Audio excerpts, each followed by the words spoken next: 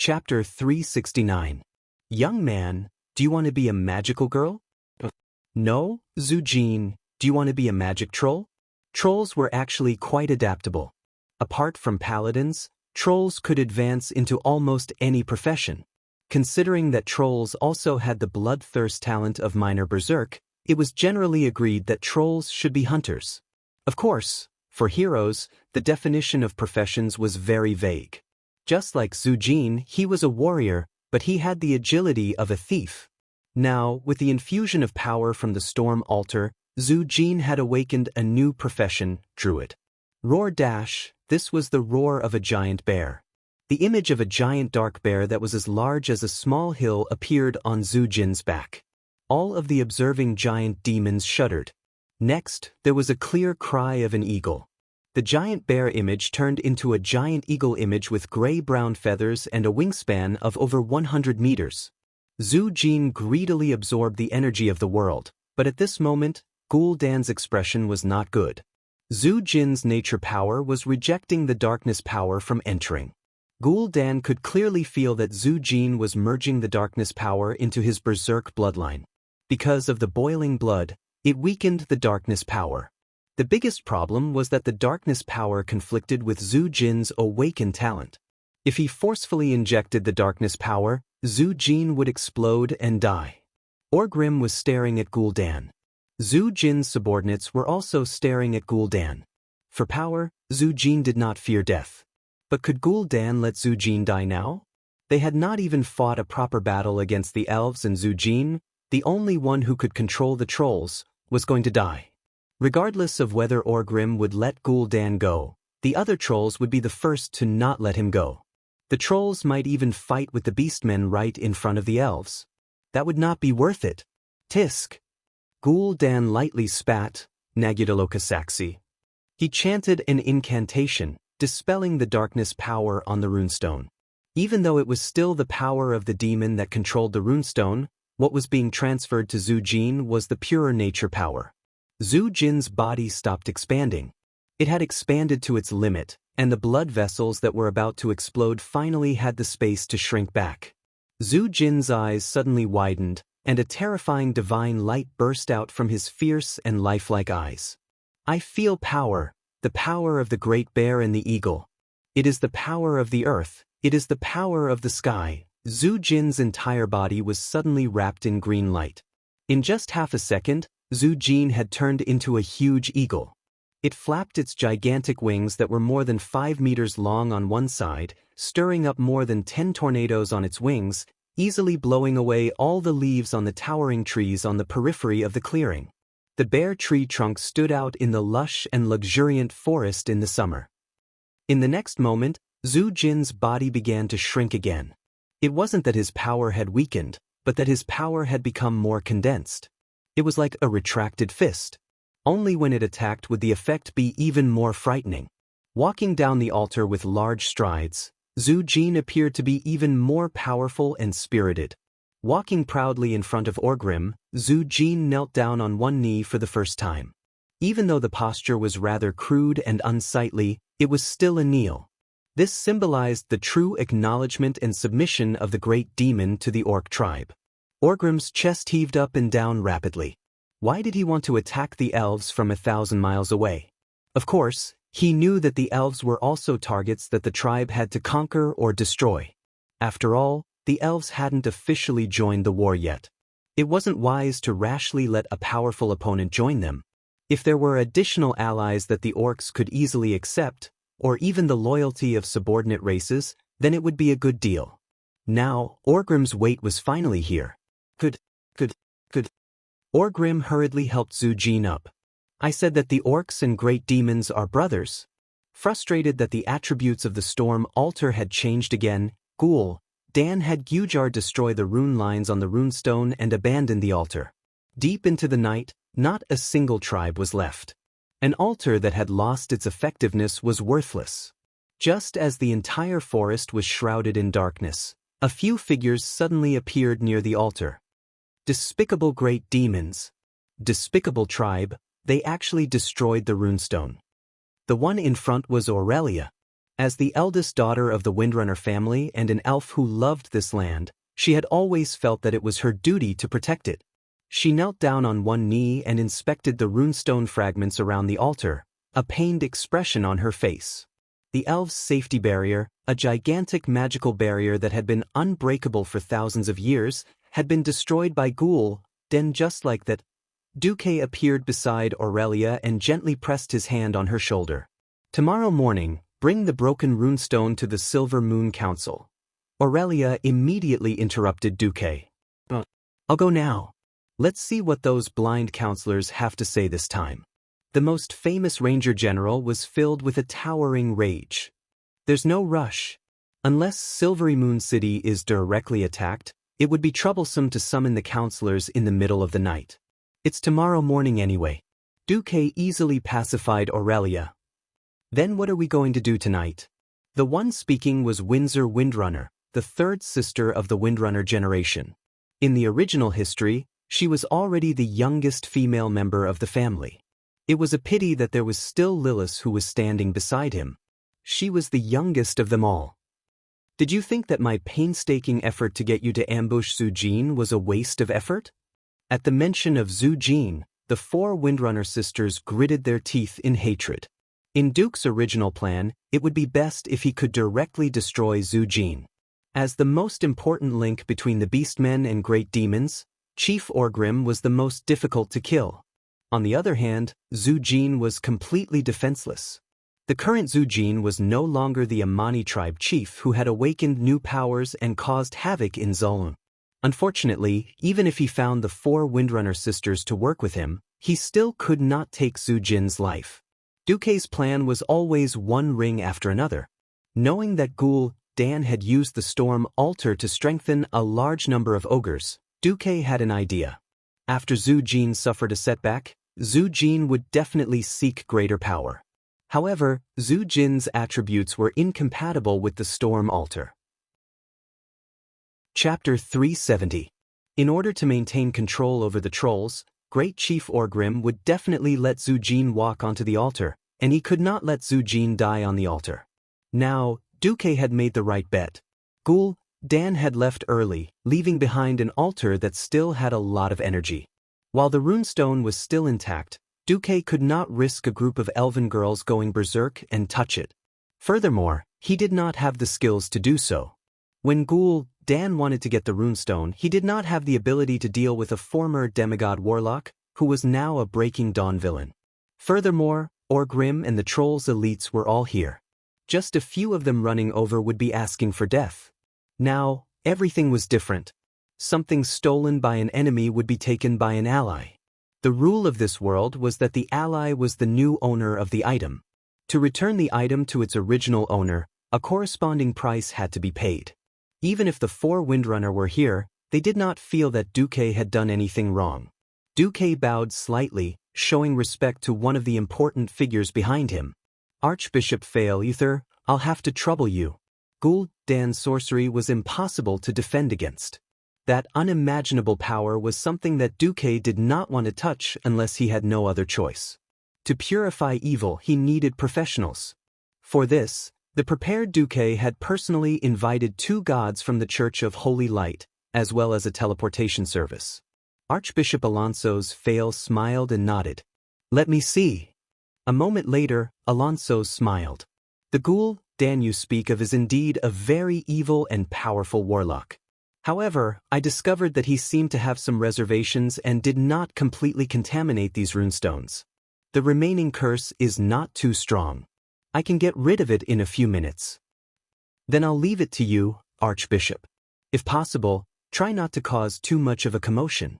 Duque was definitely playing with fire. The Horde's vanguard was less than 30 kilometers from here, while the Horde's main force was 20 kilometers away.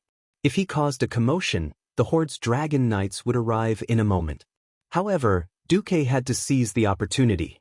The High Elves' runic magic circle was a complete defense system with 8 in a row. Apart from this one, Ghoul Dan had destroyed another 2, so the large amount of energy gathered by the rune stones would quickly dissipate due to the destruction of the rune stones. If he missed this opportunity, he wouldn't be able to find it. This was the only time he could take advantage of the high elves. There were no other opportunities. In fact, these runestones were processed by countless elven mages and craftsmen over hundreds of years, and it took nearly 1,000 years for them to be completely calibrated. One could well imagine how precious it was. In just a few minutes, Fail had finished dispelling the evil magic. With a warm smile on his face, he said, "My job is very simple. On the other hand, restoring the runic lines embedded in it is a huge project." Duque sighed. "That's my problem." Without hesitation, he opened the portal and sent Fao and Uther away. If the great archbishop accidentally died in Cuel Salis because of Duque's risky plan, Duque would bet 50 cents that Lothar would definitely come after him. And then Sylvanas put her hands on her hips. "Don't tell me, Duque, that you're going to spend 10 days to half a month here to rebuild these rubble?" Queen Sylvanas actually wanted to say that they were powdered, completely destroyed runestone fragments. Each piece was not much bigger than a bean. Regardless of whether they could be put back together like a puzzle, even if they could be put back together, how effective would they be? At this moment, Duque was saying in his heart, "Hey, System Elf, time to work. Hey, my host, do you really know how to order people around? Is there anyone? Where is he? Why don't I see him?" Duque looked around but not in front of him. "Host, you've lost your integrity. You weren't like this before," the System Elf said sharply. "Cut the crap and get to work." Duque glared. "All right." A series of system notifications popped up. "Begin scanning. Start analyzing the damaged shape of each runestone. Starting comparison. Hand of magic, activate." Under the astonished gazes of the few guys who followed him, more than 200 hands of magic quickly picked up the rubble of various sizes from the ground and then glued them together with special glue that had been prepared. Gavin Rad, who was next to him, rolled his eyes with his hammer, as if his boss wasn't human. The hands of magic flew at high speed, with all kinds of dazzling crisscrossing movements. At first, Sasha, who was the most curious of the Windrunner sisters, tried to follow the trajectory of Duque's hands of magic with her eyes. Unfortunately, Sasha quickly fainted. She looked like she was about to faint. Sasha took the opportunity to lean on her elder sister's shoulder and asked in a low voice, "Sis, is your boyfriend really a human?"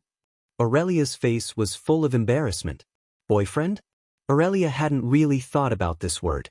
Although they both vaguely felt that it was the case, the last layer of thin veil was never revealed. Suddenly exposed by her own sister, Aurelia's face was burning. Admit it? Or not? That was a problem. Admit it? How much? That was also a problem. At this moment, Sylvanas abruptly helped her elder sister out of the situation. "Humph. You want to pick the most beautiful and mature flower of the Windrunner family? You'll have to ask us 3 sisters first." Sasha decisively joined in the fun. Aurelia looked at Sasha, the younger sister who looked similar to her but had bright silver hair, and had mixed feelings. She didn't know how to tell her sister that if they successfully saved Cuel Salis this time, she and Sylvanas would become Duque's vassals according to the agreement. There was a sense of reluctance to part, but also a sense of confusion that this seemed to be a good thing. While the 3 sisters were fooling around, Duque had finished reassembling the runestone. A completely 3D runestone pattern that had been magnified 10 times appeared in Duque's spiritual sea. After comparing Ghoul, Dan's storm altar array with the magic pattern on the runestone, the system finally came up with a result. It was the result of thousands of elven mages' calculations for hundreds of years. Just like how Duque reverse-deduced a complete spell from a simple magic model, he easily deduced how the complete storm altar system worked based on the leftover materials. Done. Duque raised his hand, and the runestone that had been reconstructed immediately disappeared in the wind. He turned to look at the rest of the runestone fragments. Using Gavinrad almost as a 3D printer, Duque held Gavinrad's arm with Hand of Magic and began to guide him in processing the fragments. After a whole hour, a brand new storm altar appeared in front of everyone. "Young man, do you desire power?" Duque asked Gavinrad absent-mindedly. Chapter 371. I already believe in the holy light, Gavin Rad immediately replied. I'm not asking you to change your faith. I'm just asking if you're interested in mastering a new, stronger power, Duque replied seriously. I think I'm strong enough. Gavin Rad was a little skeptical about Duque's recommendation. Come on, I'm not saying that the power of the holy light isn't good, but the power of the holy light lies in the piety of the heart. Your piety is only slightly above average. So even if your foundation isn't bad, you're still the weakest among the first-generation holy knights. Duque immediately hit Gavin Rad's sore spot. In terms of martial arts, Gavin Rad wasn't much worse than the other three. The only person whom Gavin Rad was convinced of was Sai Dathrahan. But the power of the holy light came from the heart. The more pious one was, the more passionate one was about the holy light, and the stronger the holy light. After being blessed by the holy light, Uther became the one who could fight the most. He was tied with Turalian for second to last. Well, the weakest was Reginald Windsor. Okay, what power is that? The power of the storm. More accurately, the power of thunder. Huh. At this moment, Gavin Rad was tempted. This had nothing to do with the characteristics of the holy knight profession. On one hand, it was a matter of potential. This was the path of the holy light. He had reached the end of it. He wasn't as good as the best, but he could not become the best. On the other hand, as a knight from Stormwind City, Gavin Rad Bad Luck had good virtues and a martial family heritage. And the fundamental difference between him and Uther and the other first-generation holy knights was hatred. The hatred of being slaughtered by the orcs. Every family in the country had victims, and every Stormwind citizen had a deep hatred for the orcs. His little grudge was nothing much. But the path of the holy light did not allow for personal hatred. Gavin Rad could only suppress the anger in his heart and try to numb himself, telling himself that it was a selfless battle. In reality, he had failed. So his holy light power was near the bottom among the first-generation holy knights. If I'm not wrong, you can become a storm knight. Are there any risks? Calm down. When you're in danger, won't you activate invincibility? Oh, activate holy shield technique? With that thought, Gavin Rad decided to do it.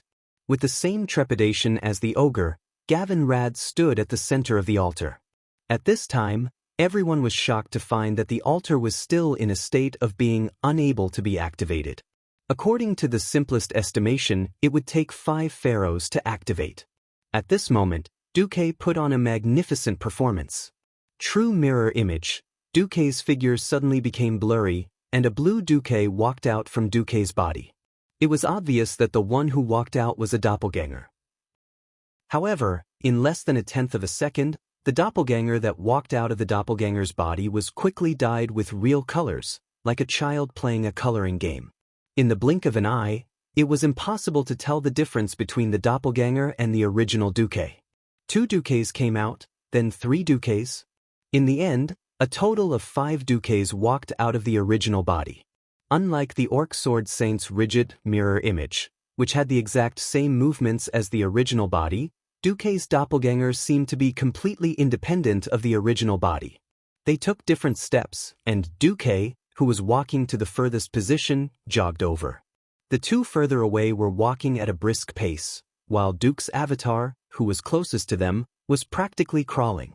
Different expressions, different movements. Such a vivid performance left the Windrunner sisters speechless. Second sister, are my eyes playing tricks on me? Why does it look like there are many brothers-in-law? Sasha shook her second sister's shoulder in astonishment, not even realizing that she had used the wrong address.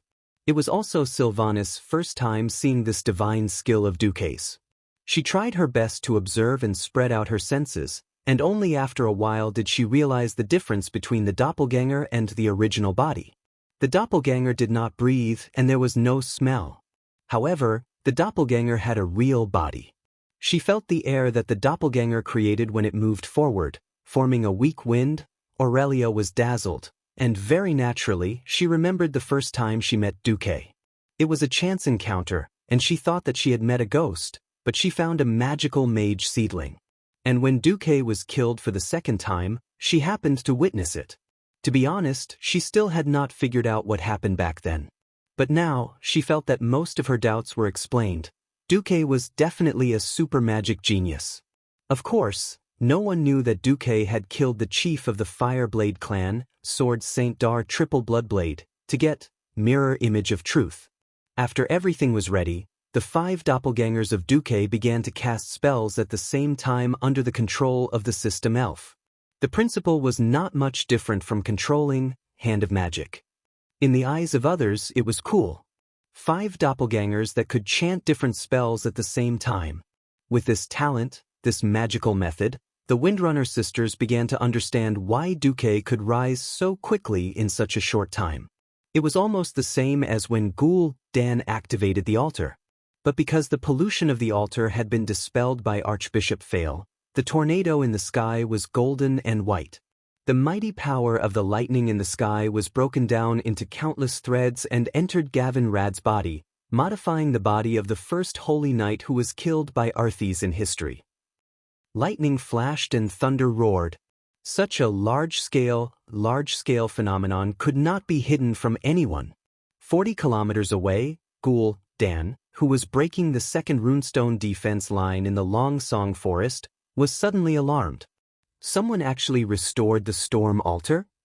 That's impossible. You guys, go and take a look. Unfortunately, Ghoul, Dan, Google, and the few remaining warlocks of the Shadow Council were busy. They planned to use a new batch of runestones to build a new altar and could not leave at all. Having no choice, Ghoul, Dan could only order Talon Gorfiend, the first Death Knight in the world who had been strengthened by the Storm Altar, to go and take a look. Distance was an important factor. Warlocks did have the ability to teleport teammates across space through the means of summoning, but the premise was that there was a warlock on their side and 2 allies at the destination. Now, there was not a single tribe within 10 kilometers of Duque. At this time, the modification of Gavin Rad was completed. Chapter 372. Gavin Rad now had a hammer. It was his original physical hammer, as well as the Tempest hammer, which was formed by the power of lightning in his left hand. Walking out of the altar, every step Gavin Rad exuded a terrifying power that was no weaker than Thunderstrike.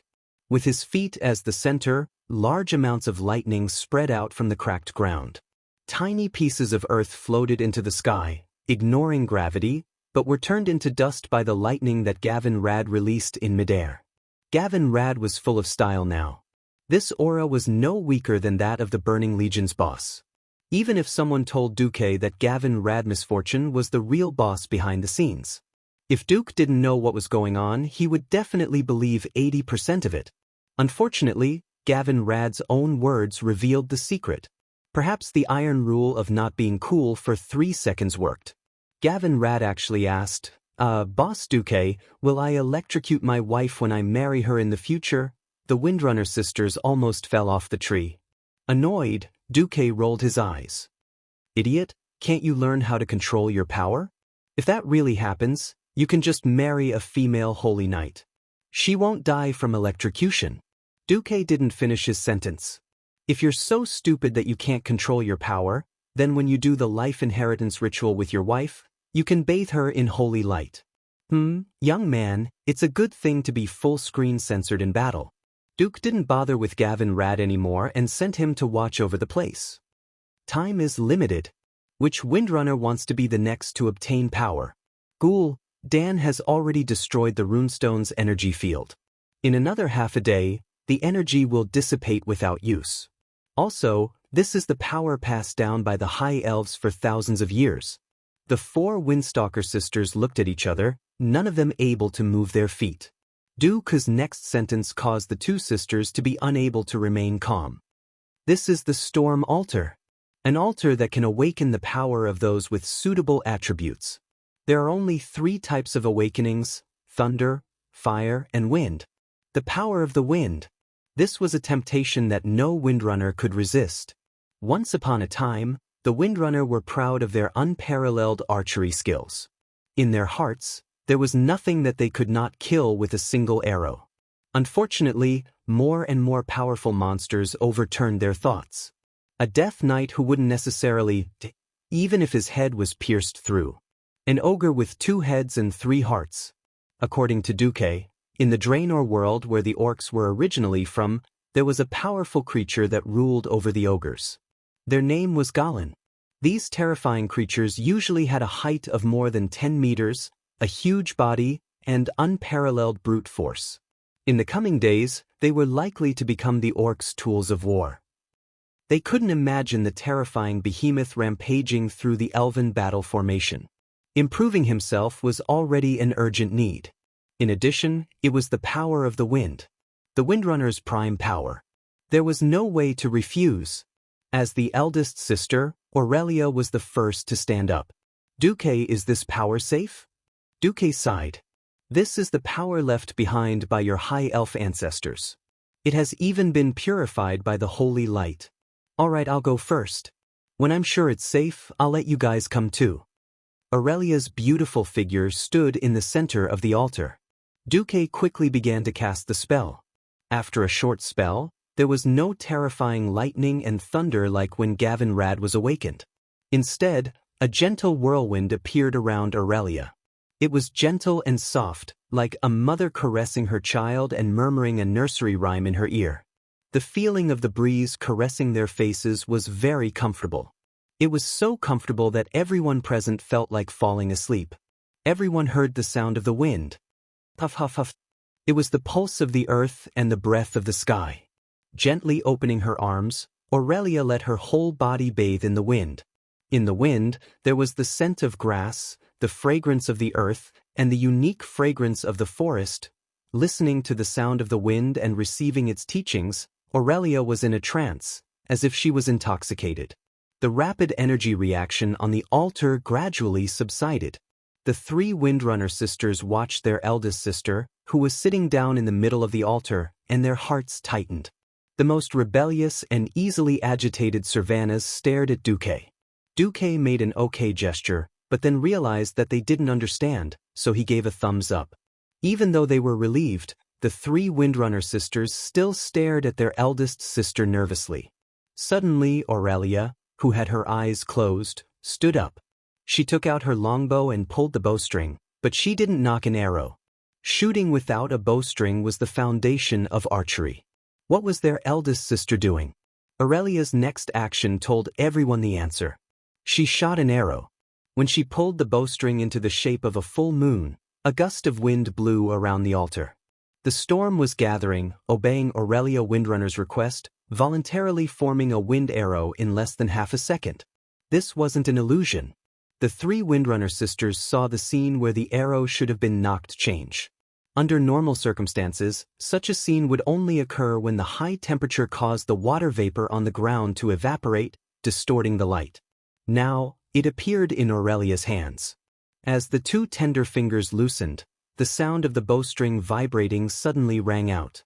However, there was no sound of the arrow being shot. No one could see the arrow's trajectory clearly. Everyone just instinctively looked in the direction the bow was aimed at. 1 second, 2 seconds, 3 seconds. When the time reached 3 seconds, there was a reaction 500 meters away. A huge flower of blood bloomed on the treetops. For humans, it was already beyond the limit of their eyesight. To them, it was just a small dot. For the elven rangers with amazing eyesight, it was a huge test. However, the three Windrunner sisters saw it. Unparalleled accuracy. A powerful shot. 500 meters away, an arrow pierced through the troll's chest. Starting from the chest, the troll's entire body exploded into countless pieces. It was a troll scout. It wasn't easy to find this guy, who was good at hiding and had the same color as the forest, from 500 meters away. Not to mention this kind of attack that was almost beyond visual range. Aurelia finally opened her eyes, a warm smile on her dignified face. My sisters, I strongly recommend you to explore the limits of your power. Chapter 373. Storms were gathering, and thunder was roaring. Power was surging, and destiny was being rewritten. Duque raised his head and looked at the vast and boundless sea of trees. His deep, black eyes looked past the lush forest, the marching orcs, and finally landed on the tribal flags that were fluttering in the wind like rags. No one knew what Duque was thinking. That sharp divine light that could pierce through all the fog and see the truth was what confused and intoxicated Aurelia the most. Duque's gaze seemed to contain the mysteries of the entire universe. After letting out a soft sigh, the divine light in Duque's eyes became more and more blurred. It was as if he had turned into a bronze dragon that controlled time, making time flow according to his will.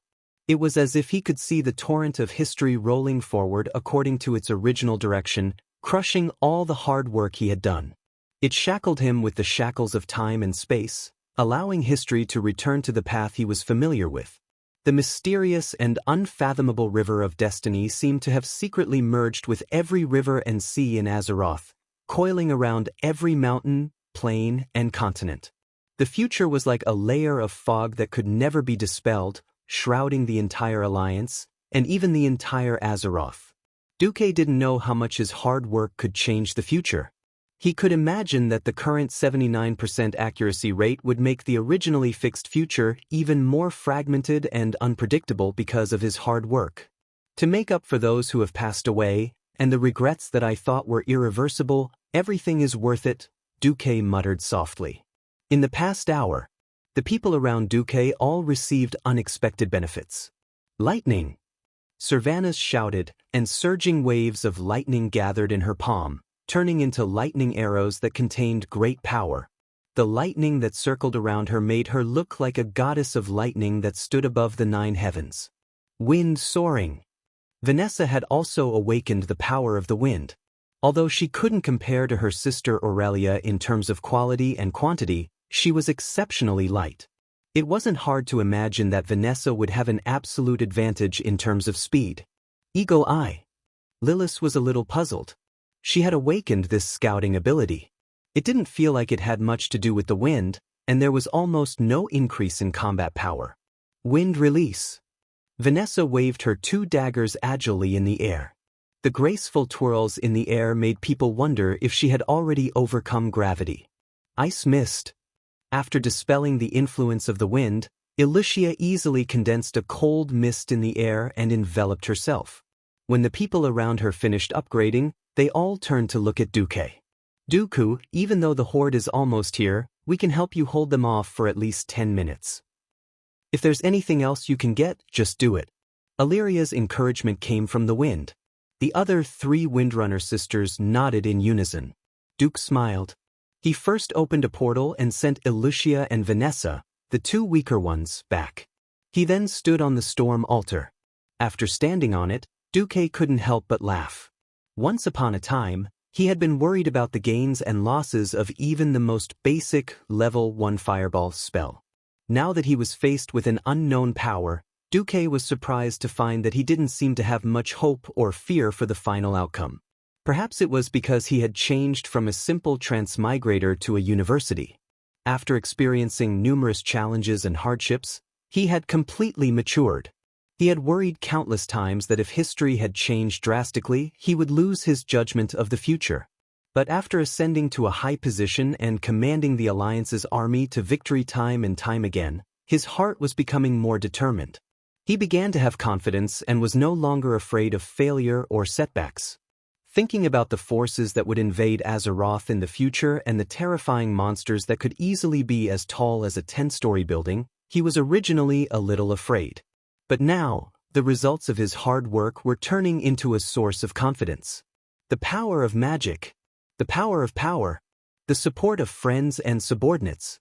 All of these turned into an indescribable confidence that supported him to continue moving forward. As long as he grasped this power, he would have endless power to overcome all obstacles, break through the fate of destruction, dispel the fog in front of him, and embark on the path of the bright future. That was the fate of Azeroth and Duque's fate. With that thought, Duque no longer hesitated. The 5 avatars chanted a simple incantation, driving the temporarily made storm altar to make its final effort. The force of nature deep in the ground that was about to dissipate was surging for the last time under the guidance of Duque's will. The feedback from various parts of the altar allowed the force of earth to connect with his body, giving him a feeling that the force of earth was connected to his fate and magic circuit. The next moment, a strong gust of wind blew in the sky again. Countless drifting forces in the air gathered in the direction of the storm altar in an even more exaggerated and majestic manner than the people who had awakened before. It was a giant tornado that hovered 100 meters in the air and had a diameter of more than 5 kilometers. For a moment, Aurelia and the others all turned to look at it.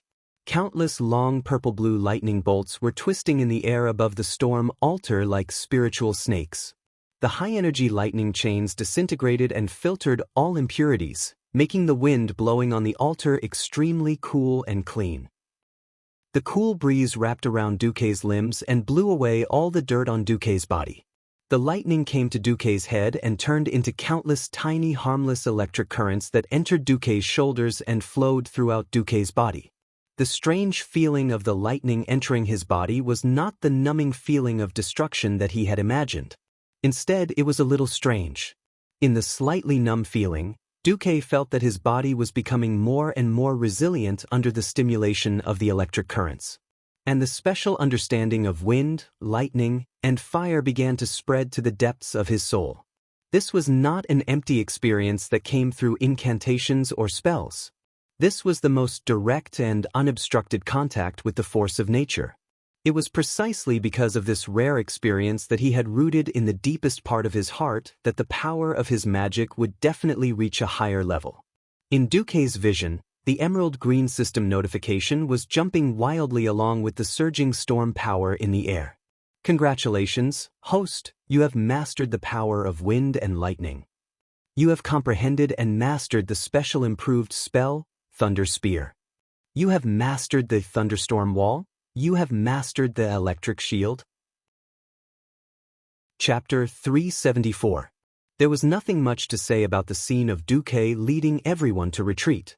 Duque didn't plan on fighting Ghoul Dan while he was surrounded by the beastmen. After the Windrunner wreaked havoc on the beastmen, Duque opened a portal and retreated. If they didn't leave now, once Ghoul Dan arrived, no one would be able to leave. The only thing Duque could use now was Ghoul Dan's contempt for him. Or rather, Ghoul Dan's scheme to screw Orgrim over. Early the next morning, Aurelia appeared outside the Silver Moon Council's meeting hall. Apologies, General Windrunner. The Silver Moon Council is currently in its daily meeting. You can't enter. You barged into the council last time, and many council members are furious at your reckless and vulgar actions. The guard captain blocked Aurelia. The huge kite shield in his hand was dazzling in Aurelia's eyes. Aurelia did her best to suppress her emotions. Eversong Forest has been invaded. From yesterday afternoon until this morning, we lost a total of 7 teams. The highest level of requests for help have filled the entire communication room, and now you're telling me not to disturb that damned daily meeting. We're in a state of war. But, without another word, Aurelia took out the thing that Duque had asked her to bring last night. The head of a troll. It spun in the air, its long black hair that was braided into dozens of strange braids dancing in the air. The sunlight shone on its long fangs, and it crashed into the kite shield that blocked all information from the outside world. Finally, it landed at the feet of the guard captain. The air froze for a moment. Every single one of the 12 guards stared at the head. In the next moment, Aurelia opened a bag and revealed the thing inside. It was a beautiful magic crystal nameplate that marked the identity of a high elf soldier. If the nameplate was taken off, it would only mean one thing: death in battle. There were many nameplates, but the most shocking thing was that among the blood-stained nameplates, the guard captain found many nameplates of platoon leaders and even senior captains. The faces of all the guards suddenly changed. Aurelia once again broke into the Silver Moon Council that she was familiar with and hated. When the chairman of the parliament saw Aurelia's heroic and dignified face, he was immediately enraged. For the sake of Silvery Moon City, can you stop interrupting the sacred meeting? I'm really sorry. No matter how good-tempered Aurelia was, when she saw these high and mighty counselors who did not care about worldly affairs, the anger in her heart rose to her throat. Longsong Forest has been invaded. Are you only willing to stop this sacred meeting and face the coming of the war when the tribe reaches this sacred gate? Everyone could hear the bitter irony in Aurelia's words. Impossible. A great lord suddenly stood up and pointed a finger at Aurelia, his tone abnormally harsh. No one can survive after passing through those runestones. Aurelia raised her long golden eyebrows. Are you sure? Are you talking about this kind of runestone? Aurelia took out a piece of runestone the size of 2 palms from her bag, raised her hand, and threw it at the great lord. The lifespan of the high elves was quite long, and many of the counselors present were mages who had set up the runestones. It was precisely because of the great achievement of firmly protecting Kuel Salis that they could transcend ordinary people and become noble beings who dared to challenge the king and were superior to all beings. Now, their pride, their reliance, had vanished into thin air in the blink of an eye. Every counselor's heart beat violently, and they almost forgot to breathe. Great Lord Moria, your territory seems to be in the southern part of the Longsong Forest, right? Do you want to find a high balcony and see if there are flames rising in your territory? Illyria's words made High Lord Moria jump up as if his buttocks had been slapped by a whip. Ignoring the clown, Aurelia looked straight at the Sun King. I don't want to repeat the warning I've given you. I just want to tell you a fact.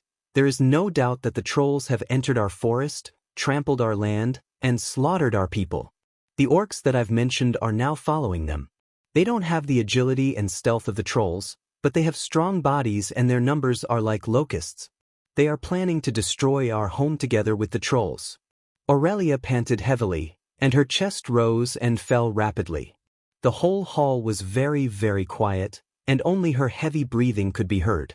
Aurelia raised her head, and there was endless pain and heartache on her face. Finally, I just want to ask, are you all damned deaf and blind? Do you want all the rangers at the border to die in battle? Do you want all the elves in the Longsong Forest to be slaughtered? Do you want to wait until you face the ferocious faces of the trolls and smell their nauseating breath? Only then are you willing to admit that a full-scale war has come to us, the High Elves. Aurelia's voice was very melodious.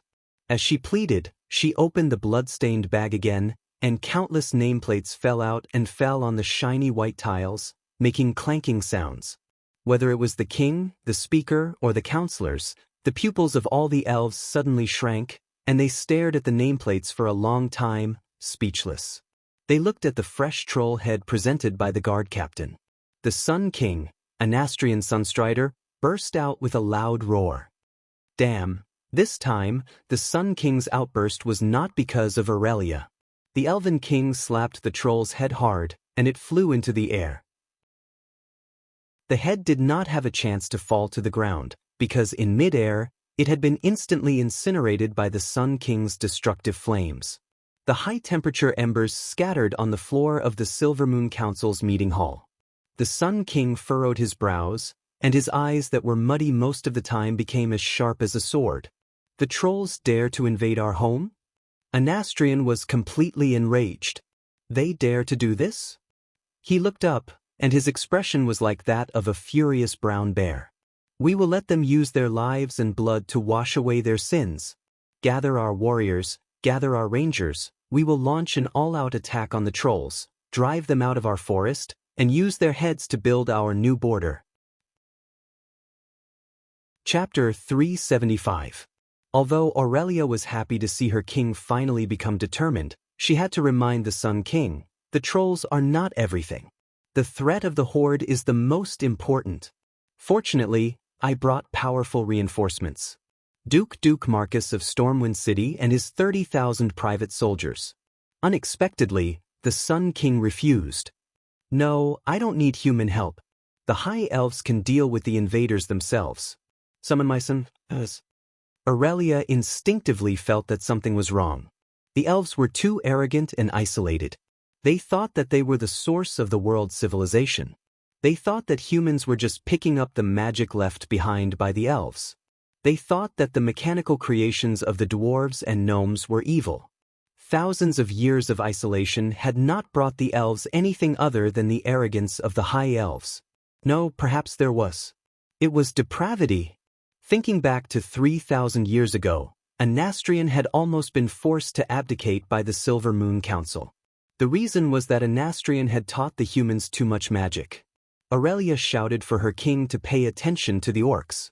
Unfortunately, her opinion was once again ignored. Her clear voice was drowned out by the noisy argument between the Lord and the mage counselors. In the end, the Sun King dismissed Aurelia with a few words. "Thank you for informing me again, my Ranger General. Now is the time for you to fulfill your duty. Bring your Ranger troops and stop all the trolls. Before our army arrives, I do not wish to hear more news of the fall of the trolls." "Wait, where are the reinforcements?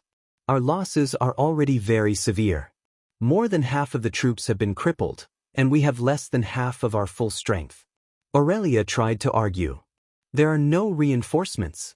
Even if you can't do it, you must do it. The country let you lead the Ranger troops to pacify the border. Yes, evacuating the people is also your duty. If you can't stop them, then bury yourself there too." What a joke! The Ranger troops that were left with less than 3,000 people to fight against the allied army of 100,000 orcs and trolls? One had to know that the Elven Rangers had no advantage against the trolls.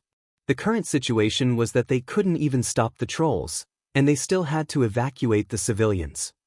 Aurelia was furious. Of course, at this time, Aurelia naturally thought of Duque. Unexpectedly, the Sun King added, "I don't care if your boyfriend is nearby. You are now the general of Cultivate Salis. Do your duty, or I will prosecute you for treason. Also, if humans enter our borders without our permission, then we'll deal with them the same way we dealt with the trolls." The Sun King's words made Aurelia's heart sink into an icy hell. What time was it? Did they really think that they could rely on the elves to win this interracial war? It was obvious that they couldn't win if they didn't work together. "Your Majesty!" Aurelia raised her voice. "Guards, take her away. Let the council send an army supervisor to ensure that the two generals of the Windrunner family fulfill their duties." The Sun King waved his hand, and nearly 10 kite shields of the Imperial Guards quickly blocked the line of sight between her and the Sun King. "Sorry, it's my duty. Please." The guard captain didn't look good either. Everyone's eyes were bright. Aurelia, the hero of the Trolls' War, had been stationed at the border for more than 3,000 years for the safety of Cultivate Salis. This time, she had informed them of the large-scale invasion of the trolls in advance. The first time, she was completely humiliated by the counselors with words. The second time, even though she had the great merit of alerting the higher-ups, she was given the cold shoulder again because of her background. In the end, it was because all the higher-ups of the elves were mages, and they had a fanatical admiration for spellcasters. All beings other than the spellcasters were regarded as cannon fodder. If the Windrunner family was a mage family, she would have become the hero of Cultivate Salis again by now. Aurelia was taken away. When a substitute counselor appeared among the heavily damaged rangers as an army supervisor, everyone's lungs were about to explode. "Bastard! The Silver Moon Council is like Chocobo H*T. Sister. Since we agreed to become Duque's vassals, we might as well let Duque's troops come in early, and we'll just pretend we didn't see it." Servanas, the most rebellious of the Windrunner sisters, cursed angrily. But all she got was a slap in the face. Servanas was stunned by the slap. Aurelia's sharp voice said, "You and I are now Cultivate Salis's Ranger Generals. Right now, our hometown is under attack. How can you face the country and the people by saying this? As long as we still carry the epaulets of Cultivate Salis, His Majesty's orders are absolute." Not to mention Servanas, even Aurelia felt an unsuppressible sense of grievance. Servanas argued unwillingly, "There are clearly better ways to solve this crisis and avert a possible disaster, but you gave up everything because of your arrogance. This kind of method will kill countless people. Do you really want to suppress your unhappiness and force yourself to accept it? What else can I do? This is a time of war. If after the war, everyone is safe, of course I can peacefully serve Duque. But right now, our hometown is burning. If I do anything special, it will be treason." Aurelia couldn't help but shout. Sasha and Lilith watched the two sisters argue and couldn't get a word in. Both sides felt that they were right, but they couldn't come up with any better ideas. Sasha could only look like she was about to cry and persuade the two sisters to stop arguing. Servanas stubbornly said, "Idiot. Don't you rely on Duque a lot? Then go find him. That guy has a lot of ideas. I'm sure he will think of something better than you. Yes. Why don't you go find Duque? With her sister's cover, Aurelia found the human mage that Duque had placed in the ranger army, Darnielle, and asked him to send a message to Duque using magic. Very soon, Aurelia contacted Duque. After she told him about her difficulties, Duque laughed. Idiot, you should have come to me earlier. I was thinking if you were captured by the Sun King, should I declare war on Salis? Or should I use political means to bail you out? Please, I'm asking for your help. Duque, don't make trouble. Aurelia sounded like she was about to cry. You must be joking. This joke isn't funny at all. Alright, leave the task of delaying the orcs to me. You focus on organizing the evacuation of the people? What do you plan to do? Your soldiers can't cross the border. I promise that not a single soldier from the Alliance or Stormwind will cross the border. Chapter 376. Once again, it was proven that Aurelia had once again underestimated Duque's intelligence. Or rather, she had underestimated Duque's ability to play with words.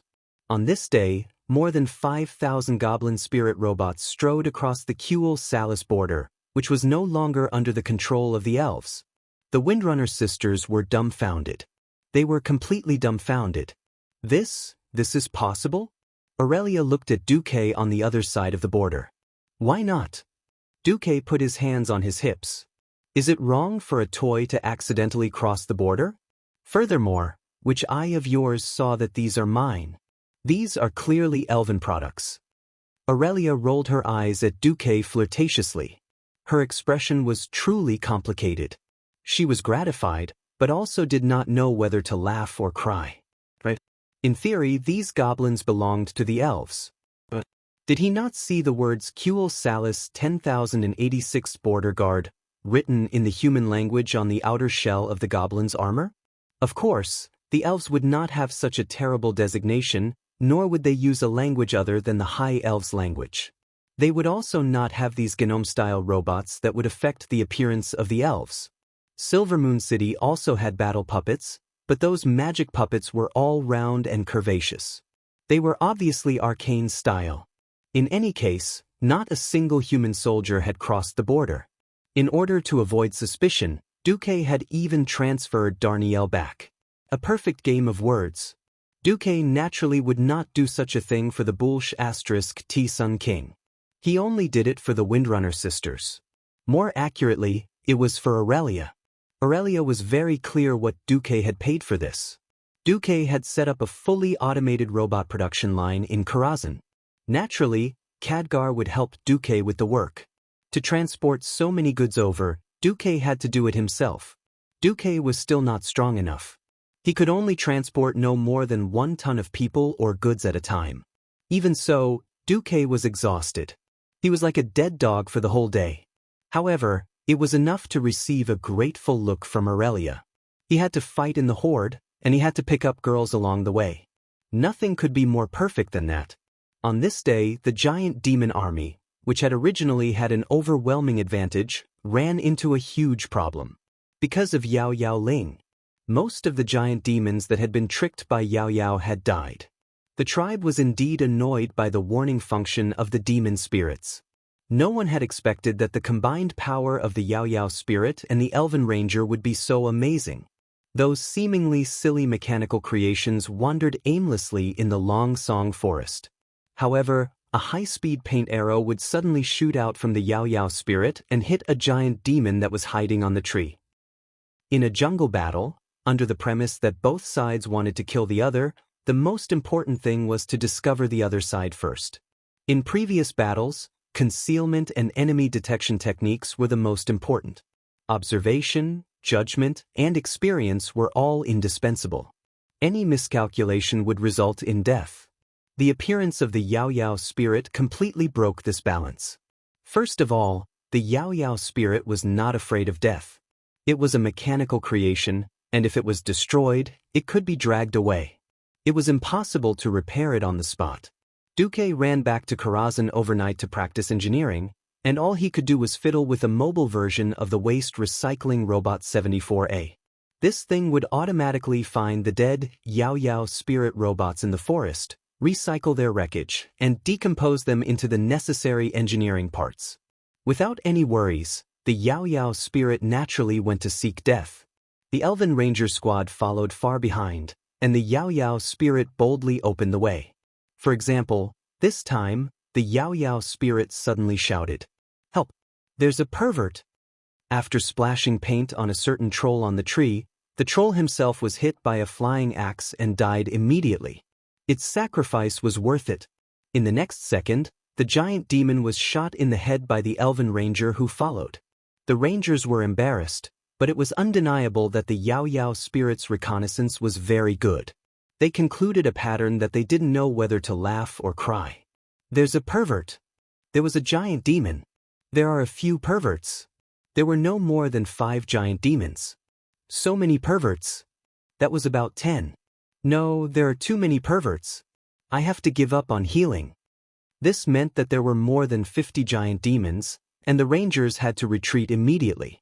It had to be said that with the help of the Yao Yao spirit, Aurelia only relied on less than 3,000 Rangers to hold off 50,000 giant demons. She also freed up more than 300 Rangers with minor injuries to organize the evacuation in the rear. Everyone, don't panic.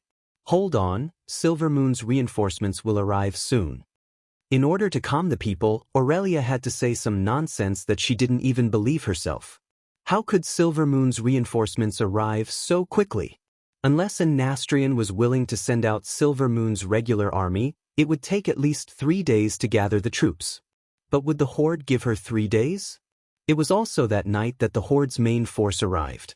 Unlike the giant demons who charged straight into Longsong Forest, the orcs also sent out a detachment to attack the Windrunner's hometown, Windwalk Village, and the Windrunner Tower at the southwestern edge of Longsong Forest. Thanks to Aurelia's advance notice, even though the officials sent by Silver Moon forbade the Windrunner family from evacuating to Silver Moon in advance, every family had already made preparations to retreat. Packing things in advance was not against the law, was it? Almost as soon as Silver Moon's permission to retreat was given, all the elves in the village threw their belongings into the elven transport ships that had been prepared beforehand in an orderly manner. In just 2 hours they had all evacuated. The detachment of the orcs could only run back and follow behind the main force to guard against Duque's possible attack. However, the efforts of the Rangers only managed to slow down the Horde. The Horde's green tide drowned out all resistance. In just 3 days, the Horde had killed their way to the Eastern Temple, which was only 100 kilometers south of Silver Moon City. The elves relied solely on the temple's powerful magical defense system to resist the Horde's attack. As the Horde invested a large number of 2-headed ogre mages, the situation began to worsen. At this moment, Prince Kale, who had rushed back, saw the army of 25,000 people that had been hastily assembled. Looking at the troops that his father and the Silver Moon Council had gathered for him, Kale's face was ashen. What kind of joke is this? This is the army that you want me to fight against a 100,000 Horde army? Most of the 25,000 people were local garrison troops that had withdrawn from the front lines. Unlike the Rangers who had always been fighting at the front lines, the training of these garrison troops was terrible, and most of them had been killed by the orcs. Most importantly, Kale realized that there was a serious lack of warriors in this army. Warriors who could hold the front and suppress the enemy's formation. Chapter 377. I'm sorry, my child. This is the strongest army I can gather for you. Kale, looked excited. For the sake of the Well of the Sun, didn't I keep sending letters to my father a year ago to tell him about the threat of the tribe? All the motions to prepare for war were rejected by the council. The reason was that Kuel Salis was not at risk of being affected by the flames of war, so there was no reason to increase the defense budget. In fact, until 3 days ago, the councillors still believed that the runestone array was invincible. Now, the entire Kuel Salis is in chaos, and the country seriously lacks pre-war mobilization. We are very passive. The Sun King sighed deeply, his face filled with worry and resentment. Council, Silver Moon Council again. The cancer that imprisoned the entire High Elves and rejected all progress and change. The resentment in his heart almost caused Kale, that's chest, to explode. No matter how well educated he was, he had the urge to scream and vent his anger. Why did a prince like him have to study in the Dalajan for a long time? To put it nicely, it was to let the prince go out to absorb new knowledge. To put it bluntly, the Silver Moon Council, whose power was above the royal power, exiled him in order to limit the royal power. Who could understand the frustration of not being able to return to his home? His excellent self-restraint allowed Kale, that's to suppress the anger in his heart. Of course, over the years in the Dalajan, Kale, that's had also gained a lot of knowledge. Perhaps the High Elves had unparalleled talent in using magic, but the development of magic was no longer the same magic world in the minds of the elves that had not changed for thousands of years. It was bad enough that the high-level elves refused to accept new things, but they were so arrogant and stupid that they did not even care about the enemy in front of them. They only cried out when the enemy put a knife to their neck. So there really is an enemy? Although he was angry, Kale, that was still very clear-headed. Having deeply experienced the ferocity of the tribe, he knew very well that it was impossible for this rotten army to defeat the tribe. But for the sake of his people, Kale, that's resolutely accepted this appointment. There was no other reason, just because his surname was Sunstrider. He was the only heir of the Salis royal family. Since birth, he had been trained as a perfectionist, and glory and responsibility had long been branded in the deepest part of his noble soul. He was duty-bound to save his hometown. That's lowered his head and said, "Father, for the sake of the Well of the Sun and the continuation of the High Elves, I'm willing to sacrifice my life for Salis." Sacrifice his life? These words were very serious, so serious that even the Sun King was shocked. He immediately felt that something was wrong. He knew very well that his son wouldn't say such harsh words without any special reason. The Sun King wanted his only successor to die on the battlefield? Stop joking. It wasn't easy to find an opportunity to make things difficult for the council. A Nastrian summoned Kale, that's back so that Kale, that's could have a glorious return like a king. So that Kale that's could better inherit his throne in the future and one day limit the excessive power of the Silver Moon Council. Child, is this tribe really that powerful? A Nastrian's energy was no longer what it used to be. Too much of it had been consumed by internal strife, turning the Sun King who ended the war against the trolls into a fatuous ruler, who was an expert in internal strife and a layman in external warfare. The upper echelons of Salis wouldn't take ordinary warriors seriously. No matter how many orc warriors there were, they would only treat them as ants. After deliberating in his heart for a while, Kale, that said, "Let's not talk about anything else. There's a warlock named Ghoul, Dan among the orcs in the tribe. He fought to a draw with the Dalajan Antonidas in a head-on battle." The Sun King was finally moved. Whether it was him or the Silver Moon Council, most of them looked down on human mages. But there was an exception, Antonidas, the strongest supergenius mage in the Dalajan in the past 100 years. In a semi-public competition 30 years ago, a Nastrian and Antonidas had fought to a draw. This battle had also established Antonidas' transcendental status in the Dalajan. The Sun King could look down on any spellcaster, but he couldn't look down on Antonidas. Powerhouses didn't discriminate between races or countries. An orc powerhouse who was as famous as Antonidas couldn't be overestimated. The Sun King rubbed his chin. "Child, how about this? I'll give you a team of arcane puppets from the garrison of Silver Moon City, along with 10 mountain giants and 2 spellbreakers. Go fight a beautiful victory and come back." Kale, that's face finally lit up. At that moment, the father and son didn't realize that they'd been tricked. First, it was Cultivation. In the entire alliance and even the world of Azeroth, no one except Duque knew where Ghoul Dan's true strength was. In terms of high-end combat power, the elves had made the first mistake. Second, it was their understanding of the orc warrior's strength. Other than the Windrunner sisters, none of the high-ranking elves had personally been to the battlefield. Their understanding of the orcs was also only on paper. They only saw the exchange ratio after the battle between the humans and the orcs. They felt that the humans and orcs suffered similar losses, so they equated the combat power of the orc warriors with the human warriors. No one cared. This was the exchange ratio that Duque had used to its limit. Finally, it was the change brought about by the runestones. In the elves' impression, the runestone's defensive circle was broken, so be it.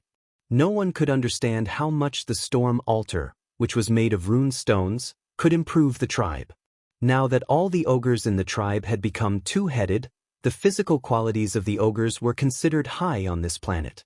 After the biggest problem of mental retardation had been eliminated, their combat power had more than doubled. Moreover, there were a large number of ogre mages among the thousands of ogres. How could a single-core CPU compare to a dual-core one? Just like that, the great Prince Kale, that's valiantly led the army against the invaders on his first journey in life. The army of 27,000 people stretched from the capital of Silver Moon City all the way to the city gate. In the majestic army, every soldier's armor was adorned with exquisite carvings and patterns. A bright red background, beautiful golden edges, and a winged headband that only had weak defensive capabilities apart from decoration. Since they were fighting at home, the chocobos that pulled the carriages did not bring too much baggage. Instead, they brought a large number of magic stones and various musical instruments to boost morale. A mage close to the Windrunner family sent a magic mirror. When Duque and the others saw this scene, they were completely dumbfounded. Even a righteous young man like Reginald Windsor could not help but complain, "What the hell, are they going to war or an armed patrol?"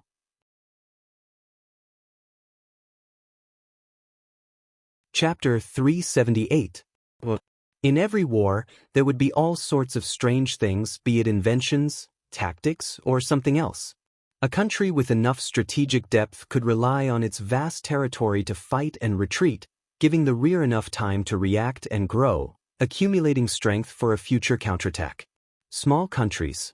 Once their capital was used up, it would be easy for the country to be destroyed in a few days. Cuel Salis was neither big nor small.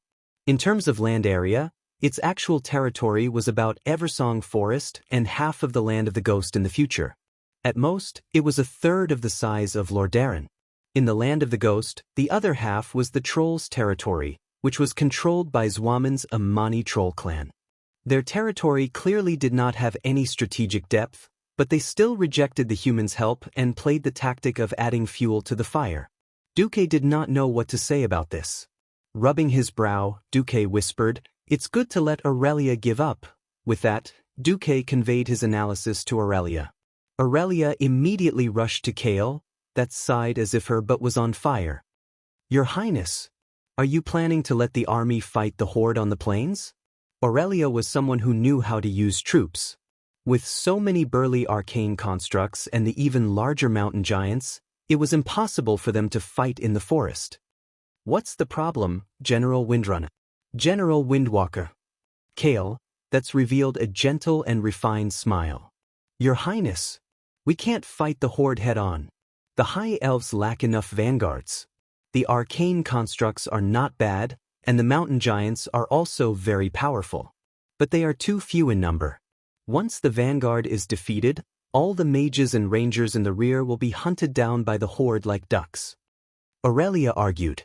After hanging out with Duque for so long, she had heard about the tragic battles in the Elven Forest during the Stormwind last year. Aurelia knew very well how terrifying an orc army could be on flat ground when they went all out. In fact, in places like South Shore and the South Flow Coast, the humans had also used high-intensity fortifications to weaken the beastmen's mobility and sharpness to the extreme. That was how they managed to achieve such a magnificent exchange rate. Now, Kale, that's actually wanted to fight the horde on the plains? Aurelia felt that not only Kale, but the entire upper echelon of the High Elves had gone crazy. Please watch your tone, Sir Ranger General. In the face of a great battle, your pessimism is the worst. Following the direction of the voice, Aurelia noticed an unusually burly warrior beside the prince. Most of the elves were slender and weak in terms of strength and physique. There were always exceptions to everything. For example, this person in front of him. Just by looking at his figure in the middle of the night, he looked no different from a troll. Tall, strong, bulging muscles filled with surging power and beauty. You are. He couldn't see any military epaulets, but he could tell from the mark on his breastplate that he was a baron. Baron Saguna, a follower of His Highness. Oh, he was a hardcore fan of Kale. Despite staying in the Dalajan for many years, Kale had still won over a group of die-hard followers who weren't of high status. Aurelia was annoyed with him. I'm not being pessimistic. I'm just objectively speaking as an elf who has really fought against the Horde. I'm telling His Highness the difference in strength between us and the enemy. Understand? May I ask how many beastmen you've killed? Saguna raised his nose slightly, his eyes full of disdain. Aurelia narrowed her eyes. The number of kills verified by the Lordaeron Alliance is 1,388 orc warriors. There were already so many verified ones. Those that weren't, this was an era where heroes were worshipped. Killing one person was considered a murderer. Killing 10 people was considered a butcher. But killing 100 people was considered a hero. Not to mention killing the evil beastmen and trolls who had invaded their homeland. Saguna was finally moved.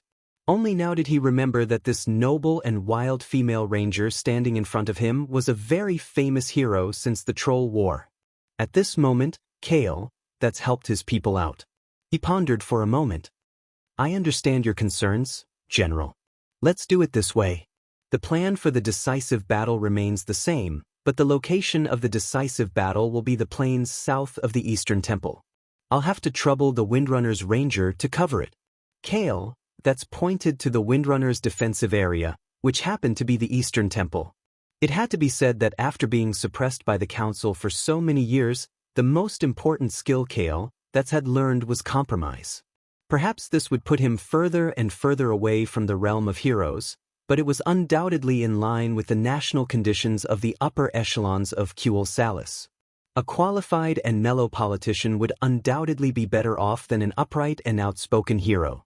The location of the decisive battle was under the cover of their own defensive line.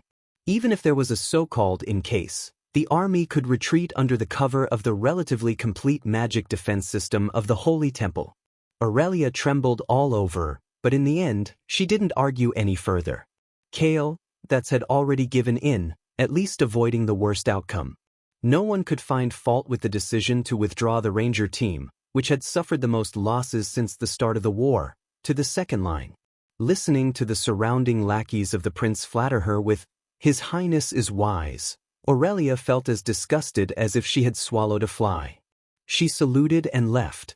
The next day, standing on a high hill and watching the forest and elven villages that were being set ablaze, Orgrim felt a rare sense of elation that he had not felt since the start of the battle.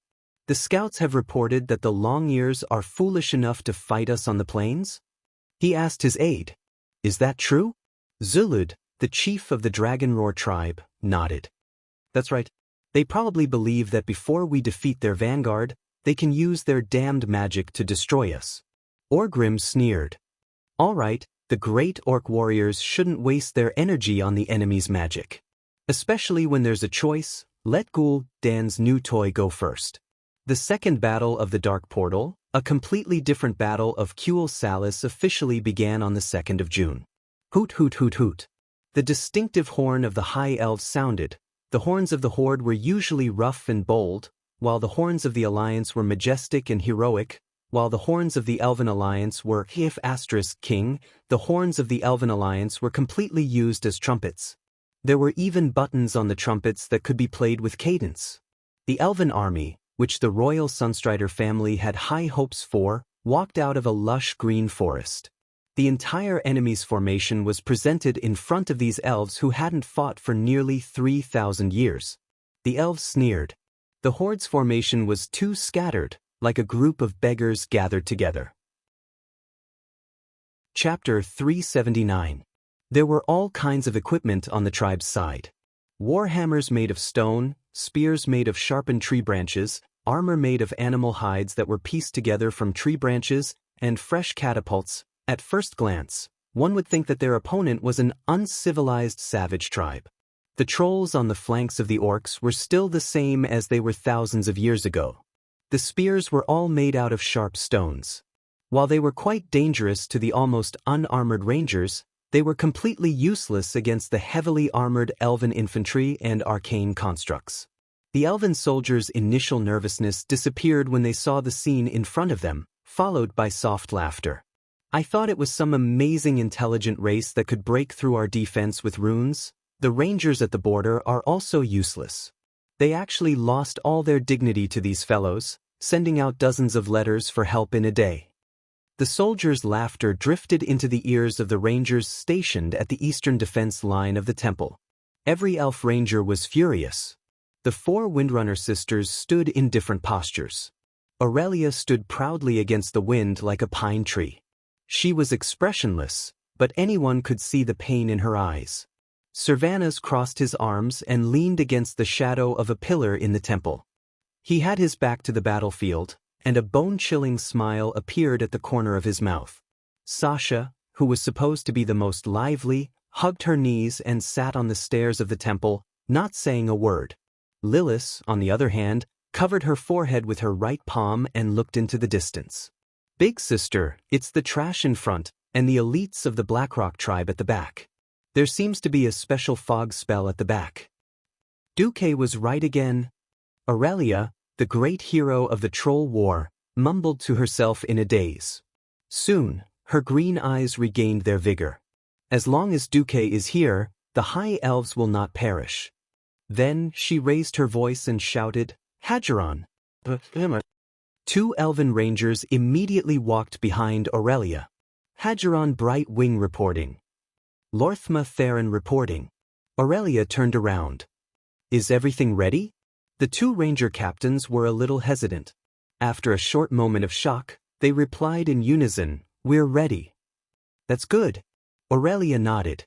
She didn't realize that she had just given orders to 2 of the 3 most powerful men in Silvermoon City. On the other side, both sides sounded the horns of marching at almost the same time.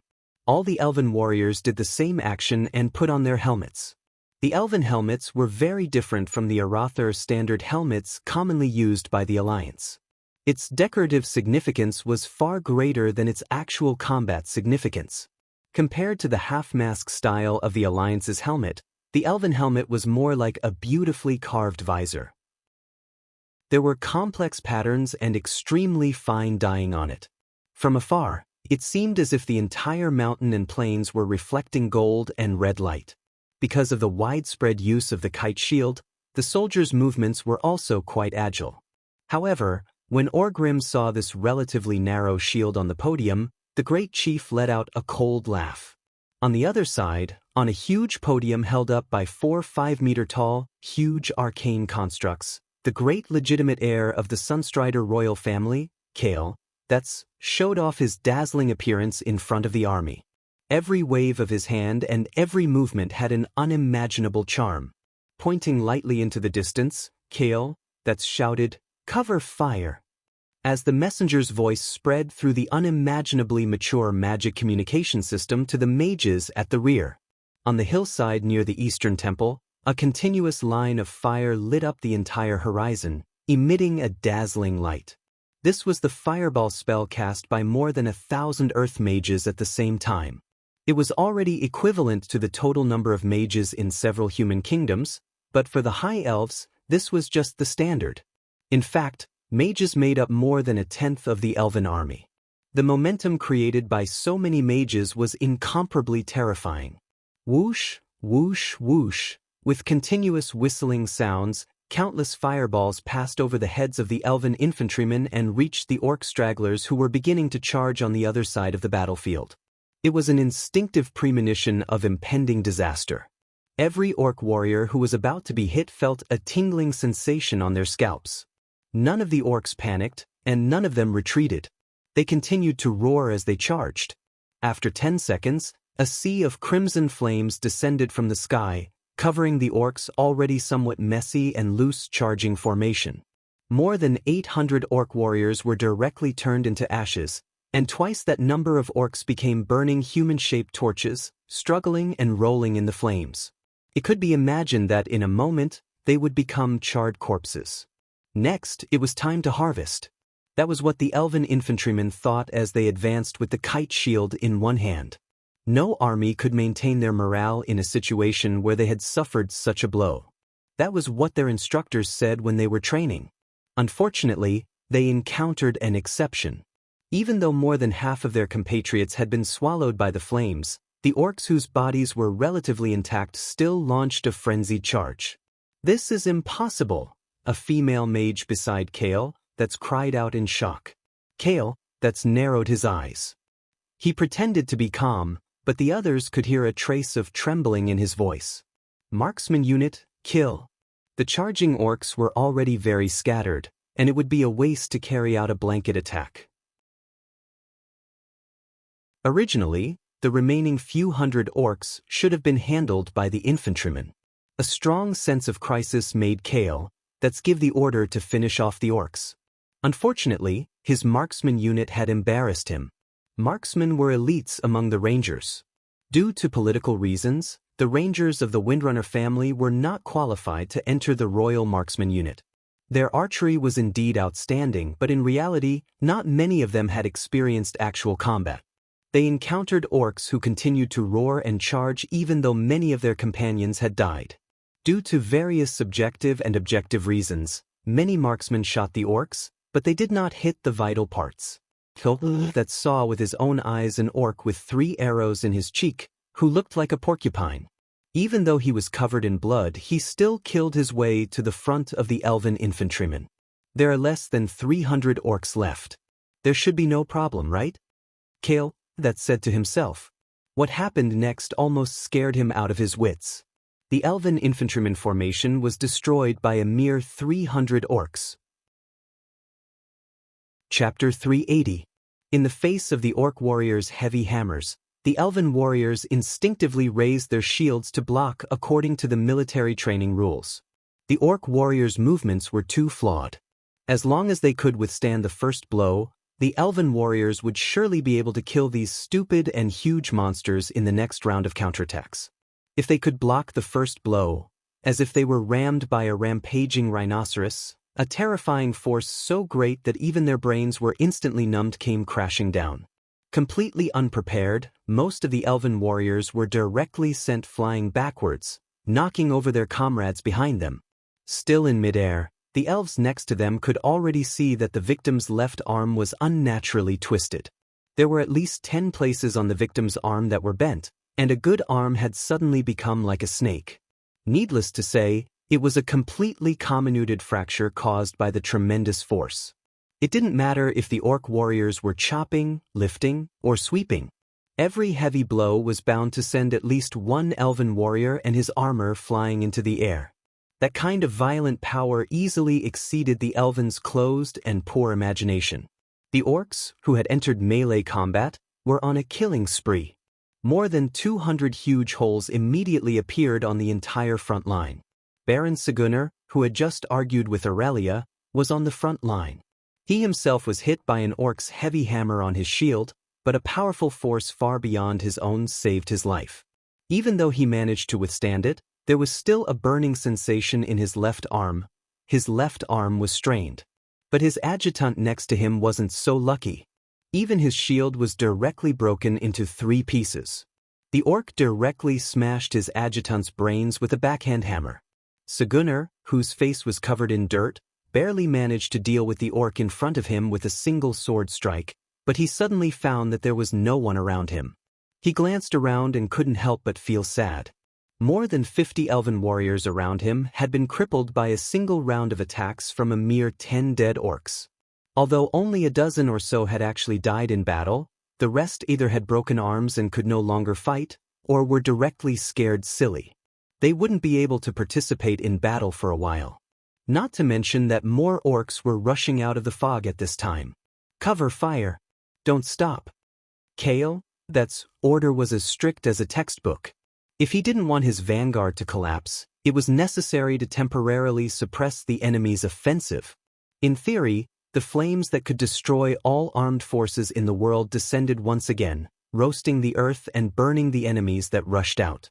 However, not a single enemy fell. This was because these enemies had bodies that were even bigger and sturdier than the orcs. They had 2 heads and a few dazzling defensive spells. Fire protection was able to absorb fire damage. Ice shield that could absorb all damage. Magic suppression, which reduced magic damage and healing. If he said that this wasn't targeted, he would be lying to a fool. These gigantic monsters that could fight, resist, and cast magic were taking heavy steps that could shake the earth. They cast all sorts of instant-cast magic against the elven mages while rapidly approaching the elven infantry, which was already on the verge of collapsing. Kale, that's face turned green. Order the arcane automatons and mountain giants to charge. At this point in the battle, Kale, that's felt very aggrieved. He had no choice but to invest the High Elves' land ace in advance. Using arcane automatons as guards had always been Silver Moon City's policy. This could make up for the lack of melee ability of the elves. The mountain giants, on the other hand, were different. Strictly speaking, the mountain giants were recruited after the great druid of the night elves communicated with the mountain giants and obtained their approval. As the high elves were exiled, the current Kuel Salis basically lost contact with the mountain giants. These 10 mountain giants were recruited with the help of a few druids who were willing to follow the high elves to the Lordaeron continent. They could be said to be the elves' treasures. Now Kale, that's had no choice but to play this hand in advance. The appearance of the mountain giants was undoubtedly very shocking.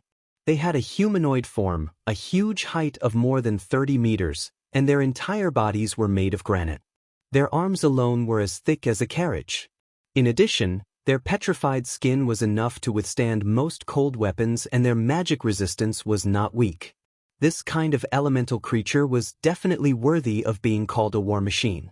The mountain giant easily attracted the tribe's attention with a huge tree trunk as a weapon. The tribe immediately sent out a response weapon.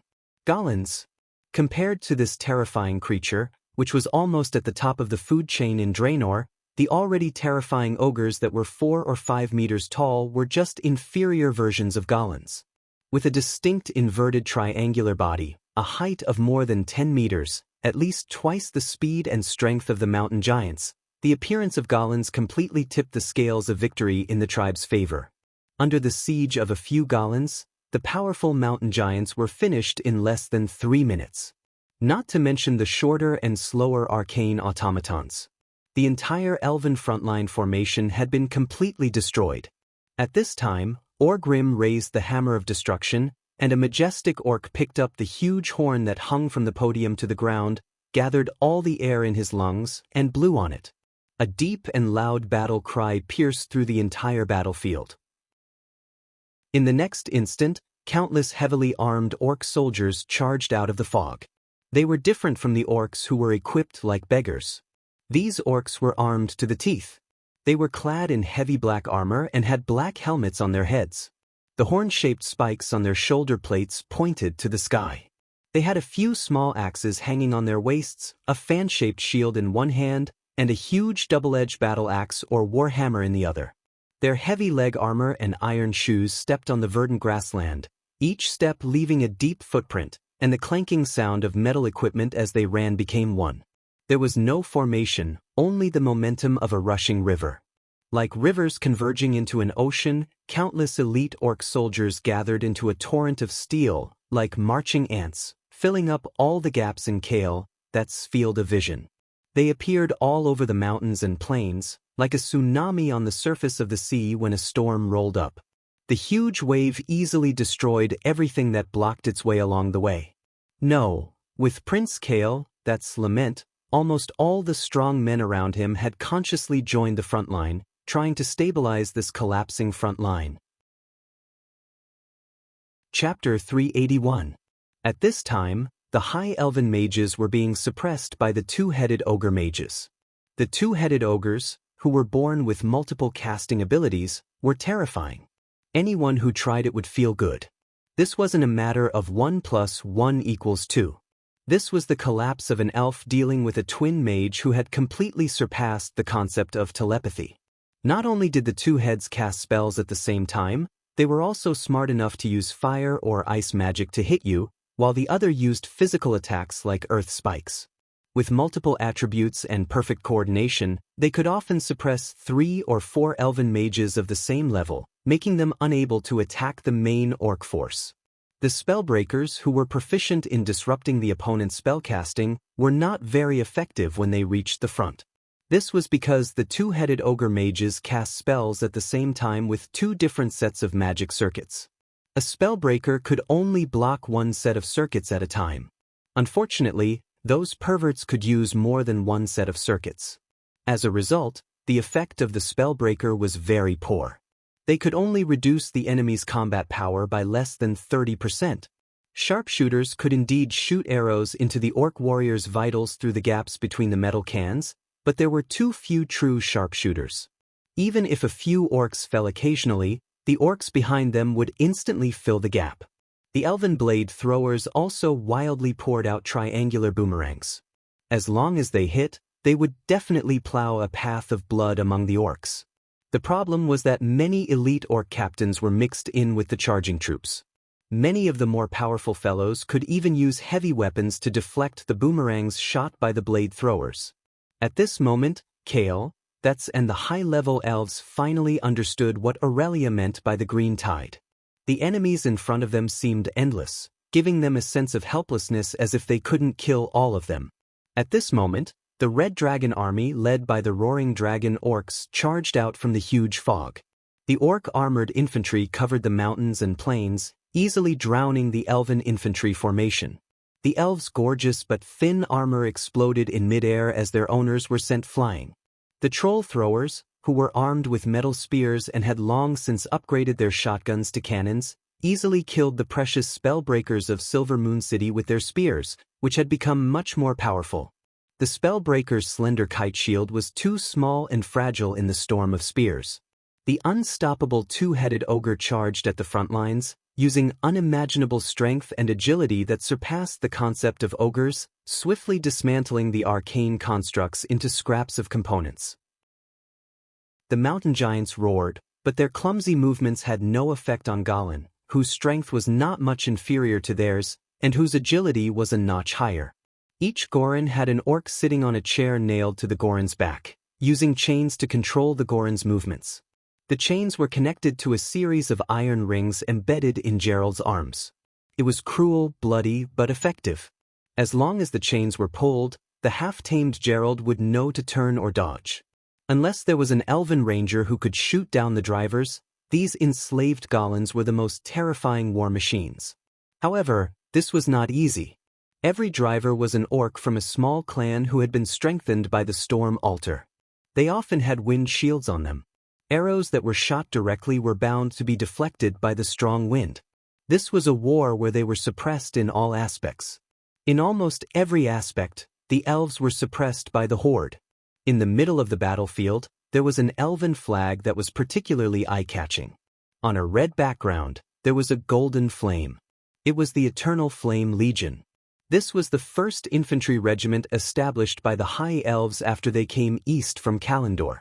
It had participated in the Founding War, the first defense of Silver Moon City, and the Troll War 3,000 years ago.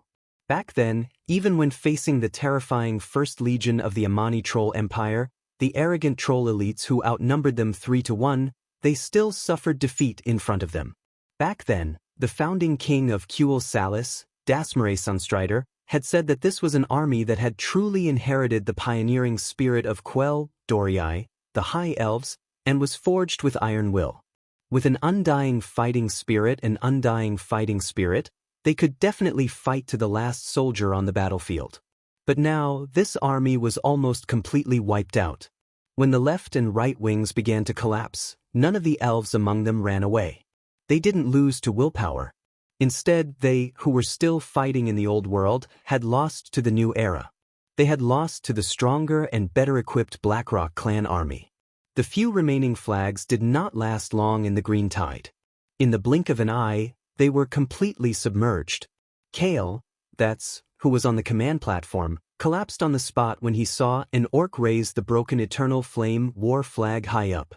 His pale lips muttered, "It's over! It's over!" Everything is over. For his expedition, the Eternal Flame Legion that his father had temporarily transferred to him had actually been completely wiped out in less than 10 minutes in the battle against the Horde. How could he have the face to go back and see his father? The Legion had been completely wiped out, and the war flag had been taken. Anyone who had a slight understanding of the High Elves' military system would understand. The Eternal Flame Legion had completely disappeared from this reality. Its former prestige and all of its glorious history had been taken away by the orcs. In this moment of humiliation, it had completely disappeared from this land. Kale, that had almost succeeded in committing suicide. A graceful female mage threw herself at Kale. She was the great astromancer Solarian, a loyal supporter of Prince Kale. Your Highness. Retreat first. Kuel Salis can't live without you. Otherwise, the royal blood will be severed. Let's retreat first and win it back later. More loyal Kale, pounced forward and held Kale, back. When Kale, waved the retreat flag on the command platform, the entire elven front line collapsed like an avalanche. The elves cried and wailed. They threw away all their weapons and equipment, turned around, and ran. The greatest taboo on the battlefield was to collapse. Especially when the opponent's speed was no less than their own, collapsing was a nightmare. The orcs laughed and smashed the remaining elves into meat paste.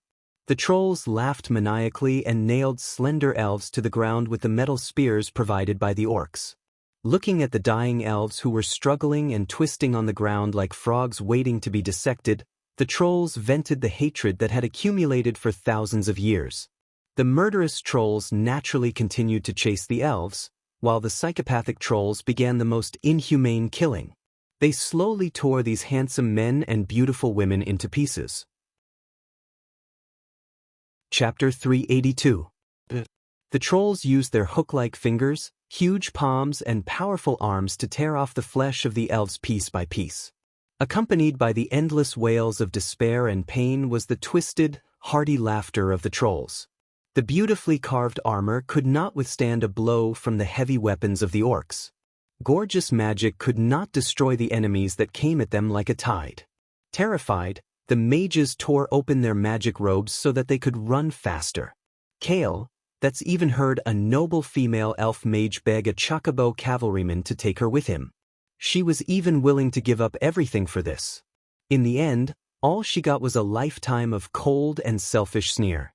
Kale, did not retreat immediately. He activated all the magic circuits in his body and frantically threw long-distance fireballs at the densest part of the battlefield. As a radiant moon mage, the power of his rage was quite astonishing. The continuous fireballs formed a small belt of fire, blocking a considerable portion of the orcs' advance. In the past, Kale, actions would have been enough to win him a round of applause. There were no cheers, no praises. None of the elves saved by Kale, dared to look up at their prince. They all lowered their heads and ran wildly. However, when an even larger two-headed ogre mage appeared and used magic that was not inferior to Kale, magic to shoot at him, the situation took a turn for the worse. On this day, the undefeatable legend of the two-headed ogre mage was branded in the hearts of the proud high elves for the first time. Faster casting speed, higher density of elemental particles, and more perfect coordination.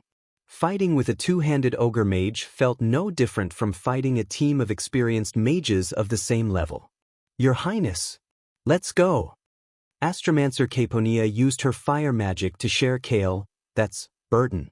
Baron Saguna, who had rushed back from the front lines, used his powerful arm strength to drag Kale, away. Kale, did not want to leave. He wanted to be the one to bring up the rear. But everything was over. His army collapsed like a landslide. In the distance, on the black land that had been scorched by the fire, the pale stone limbs of the mountain giants were scattered all over the ground. These enormous guardian spirits that the elves had to look up to at all times were now crawling in the middle of the battlefield as if they were in a deep sleep. The sleeping mountain giant was no different from a small hill. Kale knew that it had fallen asleep forever. He recognized this mountain giant. When he was very young, when he was officially declared the crown prince by his father had personally awakened this giant named Little. He still remembered how gentle Xiaoxiao was. She didn't even want to disturb the birds that were nesting on her. After the elves moved all the nests away, they happily carried him around the edge of the Long Song forest, even though he was still young. He still remembered how insufferably arrogant he looked when he stood on Xiaoxiao's body. He told himself, I will become the king of this land, and Xiaoxiao will be my moving castle. At that time, he felt that Xiaoxiao was so powerful and impossible to defeat. But now, after being attacked countless times by the huge and ferocious Gorons with their huge claws covered in steel, Xiaoxiao finally lost all signs of life and aura. Xiaoxiao was no longer a powerful elemental creature. It returned to the origin of Mother Earth and became a pile of stones again. Mountain giant Xiaoxiao, no, Cultivate cried.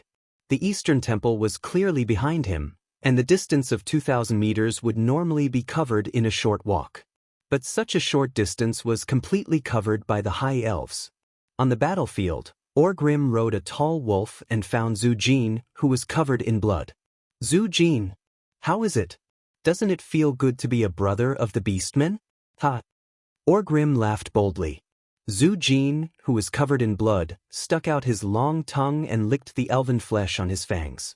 He revealed an extremely satisfied grin. The taste of revenge is great. My great chief, but it's not enough. This is not enough to vent the hatred of the Amani Empire for 6,000 years. Only with the destruction of Silvery Moon and the extinction of the High Elves can the souls of the tens of thousands of angry great demons rest in peace. Orgrim patted Zhu Jin's shoulder. Then what are you waiting for? Follow me. If you're too slow, don't complain that the beastmen didn't leave a few living elves for you. Ha! Looking at Orgrim's back, Zhu Jin showed a rare expression of admiration. He whistled and summoned his velociraptor mount, catching up with large strides. Prince Cultivate had almost died for his country. Before he reached the defensive range of the Eastern Temple, he was caught up by the tribal heroes led by Gujar. The chief of the Shattered Palm clan, Kargath Bladefist, had been summoned by Ghoul Dan using a teleportation spell. He used his frenzied and fast slashes to beat Sagunnar like a dog. Gujar used his advantage of two-headed combo attacks to easily suppress Cultivate by himself. The chief of the Dragonmaw clan, Zuluhid, suppressed the two Astromancers, Caponia and Solarian, by himself. Cultivate's subordinate, Saladre, was being beaten to a pulp by a sword saint of the Fireblade clan. It was only a matter of time before he died. At this moment, the arrows came. The mysterious and shadowless fierce wind arrow. The domineering lightning arrow. The two arrows had completely different feelings.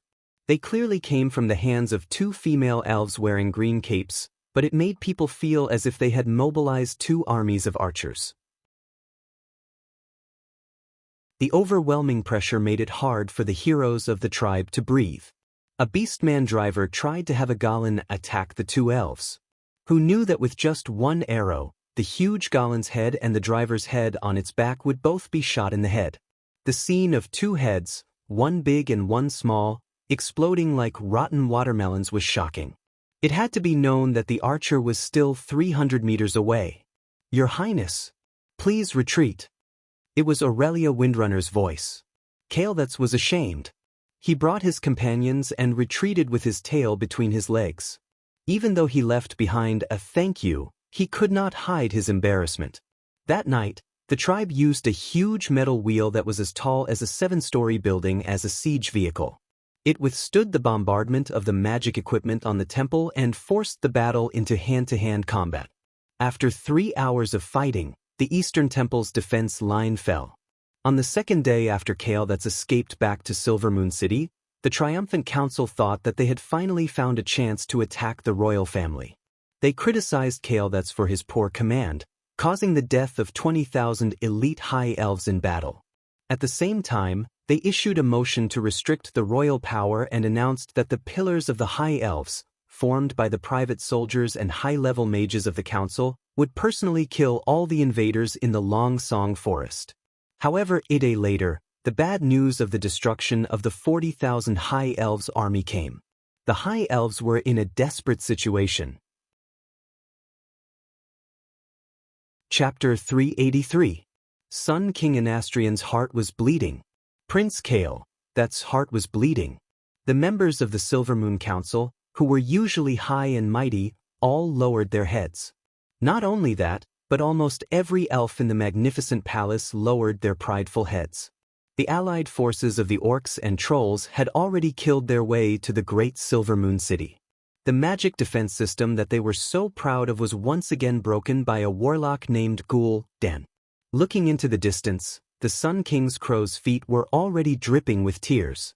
He still remembered that the founder of the kingdom, Disrima, had organized the High Elves to disperse and restrain the trolls while continuing to move north. After experiencing countless hardships, they found a paradise in the forest. It was a place that could maintain the bloodline of the High Elves.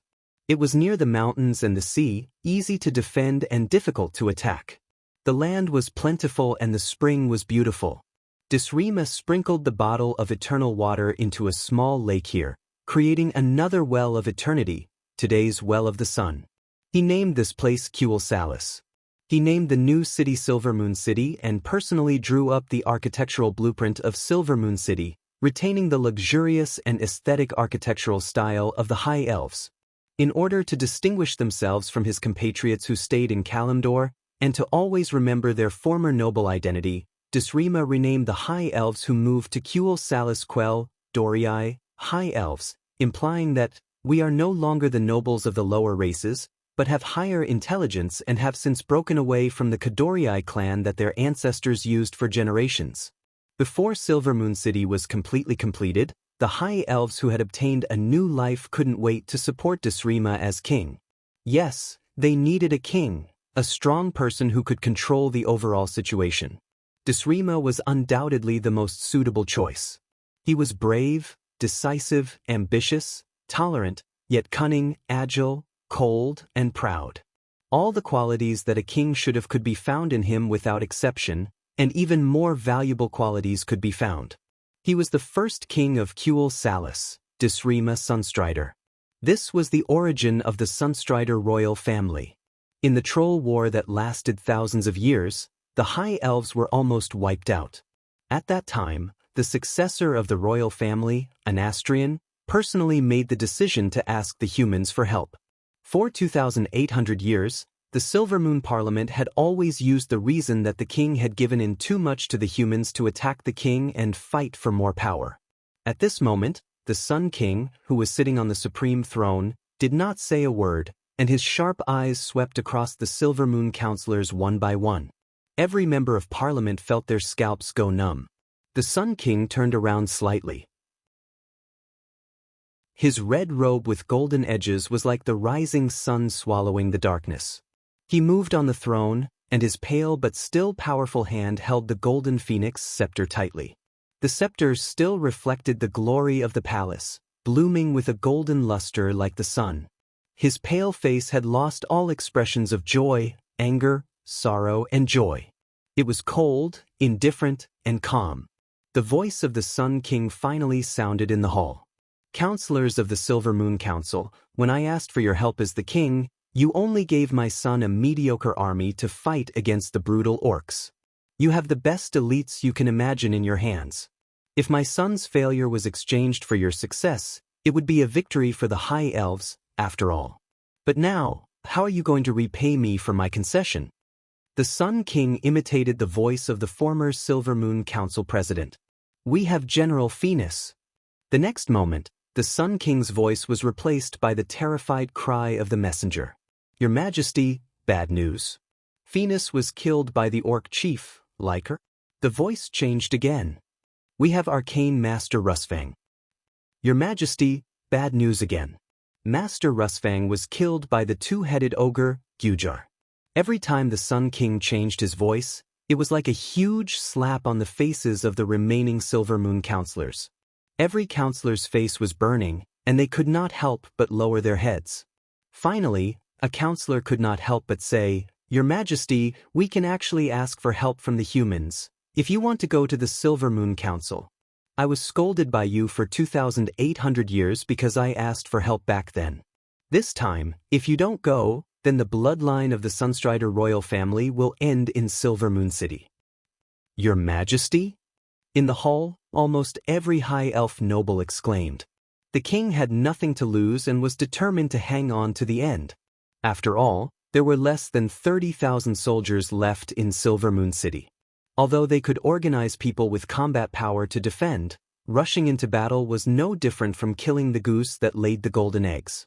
It seemed that Silver Moon City could not be defended by the elves alone. If Silver Moon City was breached, no one would have a good ending. They would definitely not be able to return to the Kalimdor continent. There would be no place for the high elves on this continent that was full of smoke and flames of war. Cold sweat soaked the backs of all the counselors. Your Majesty, please think carefully. The counselors shouted. The Sun King seemed to have lost his hearing. He sat on the throne like an ice sculpture, not saying a word. Just like that, he quietly watched the commotion below. Kale, that's wanted to say something, but in the end, his body trembled violently and he stopped moving. At this moment, a large group of nobles and counselors finally thought of an elf. One who had been ignored by all the elves because she had an affair with a foreign race, and one who had learned about the invasion of the tribe early on but did not attract the attention of the higher-ups. She was an elf who still stood in the hall with her head held high, Aurelia Windrunner. Countless pairs of eyes looked at the female ranger general who stood at the end of the hall. It was in this moment of despair that they remembered this heroine who had always been bold and outspoken but was rejected by the mainstream authorities.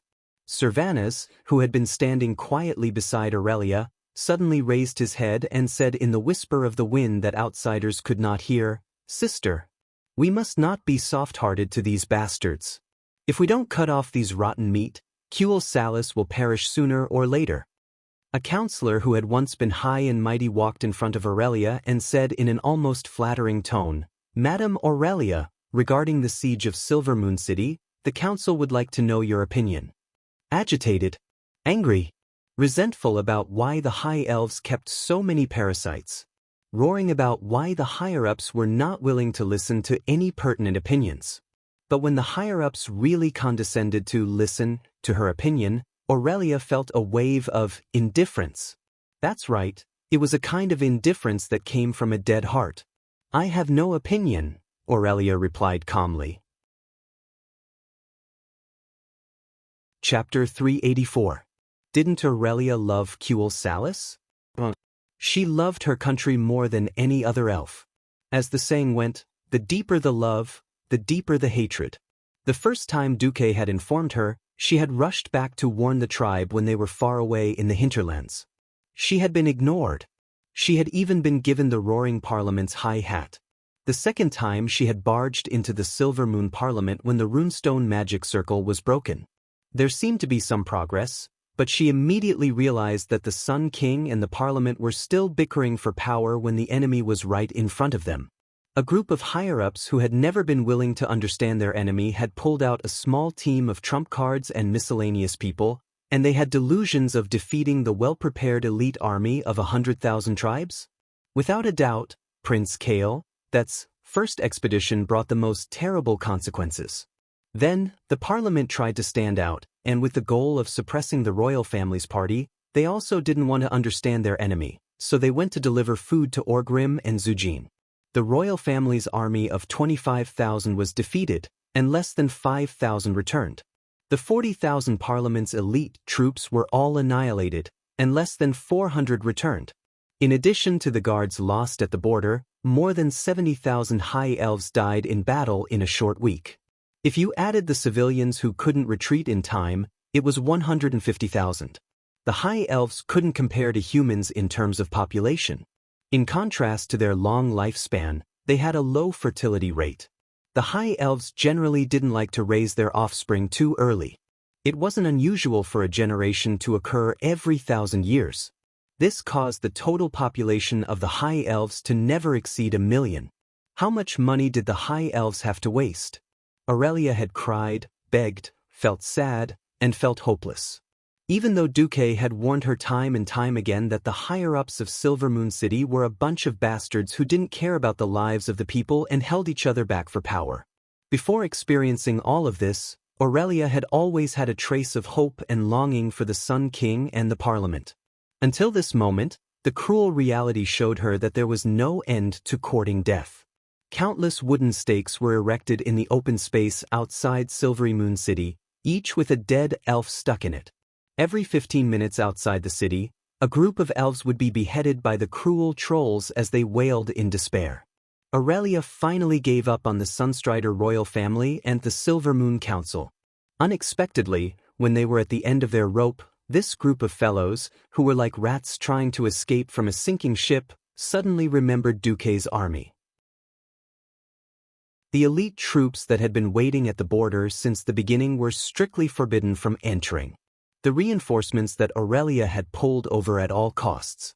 Aurelia's cold reply was a challenge to the hearts of the counselors. After playing the political game for thousands of years, these counselors had long since developed a way to deal with almost any situation. Agreeing was not the same as agreeing completely. He refused because the price was too low. He firmly refused because the price was ridiculously low. These counselors, who had spent their entire lives in the political game, were most afraid of encountering this kind of complete disregard. The other party refused to communicate with you, which in itself meant that there was no need to talk. It was only then that the counselors remembered that Duque had sent a liaison officer to Silvery Moon City. They quickly gave up on Illyria, who was a tough nut to crack, and turned their attention to the diplomat who was just as young. Ilyusha Barev, the eldest daughter of the Alterac aristocrat Duke Barev's family, and the student of the Alliance's deputy commander, Gambler Marcus? This qualification would not be ignored in front of the king of any human kingdom.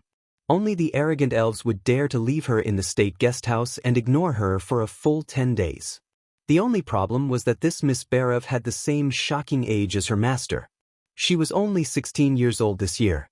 16 years old might be an age that was easy to induce, but 16 years old could also be a time bomb, because youth represented impulsiveness.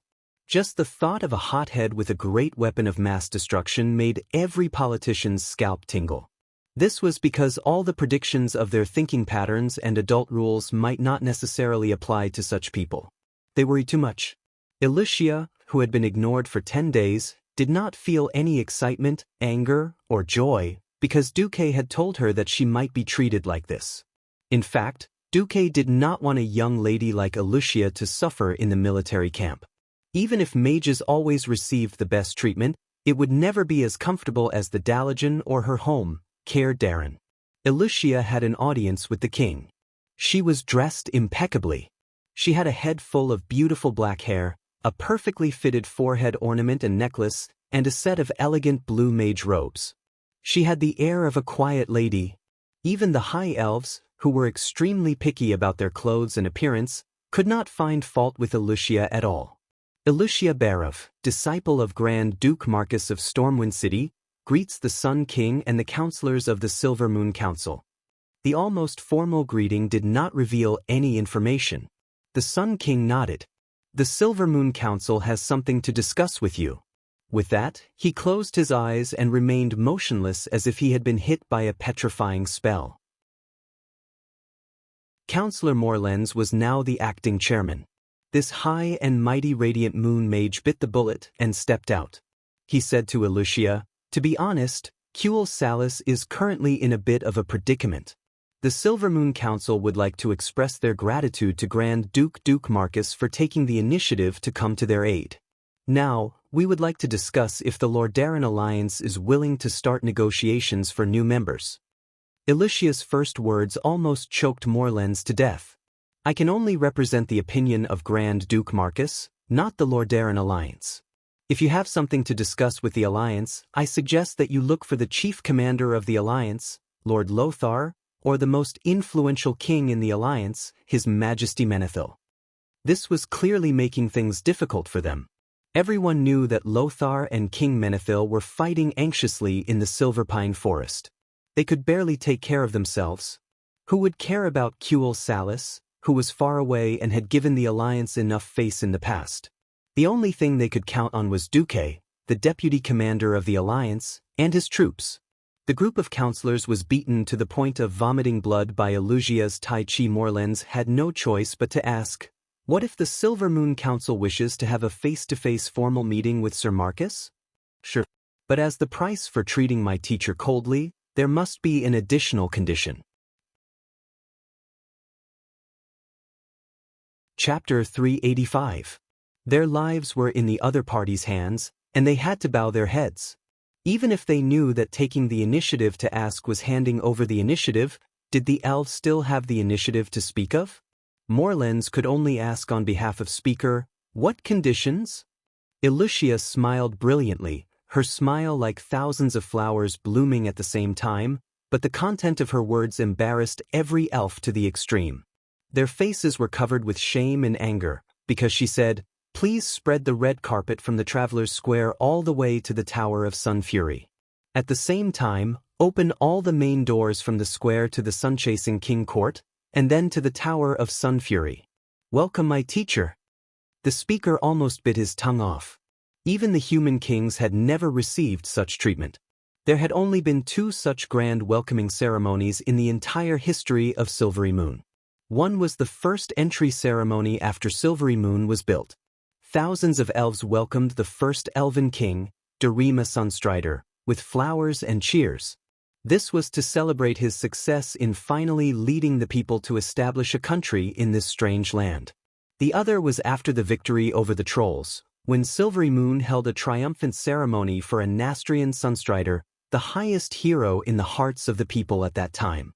Such a grand welcoming ceremony, the proud elves would never hold such a grand ceremony for any outsider.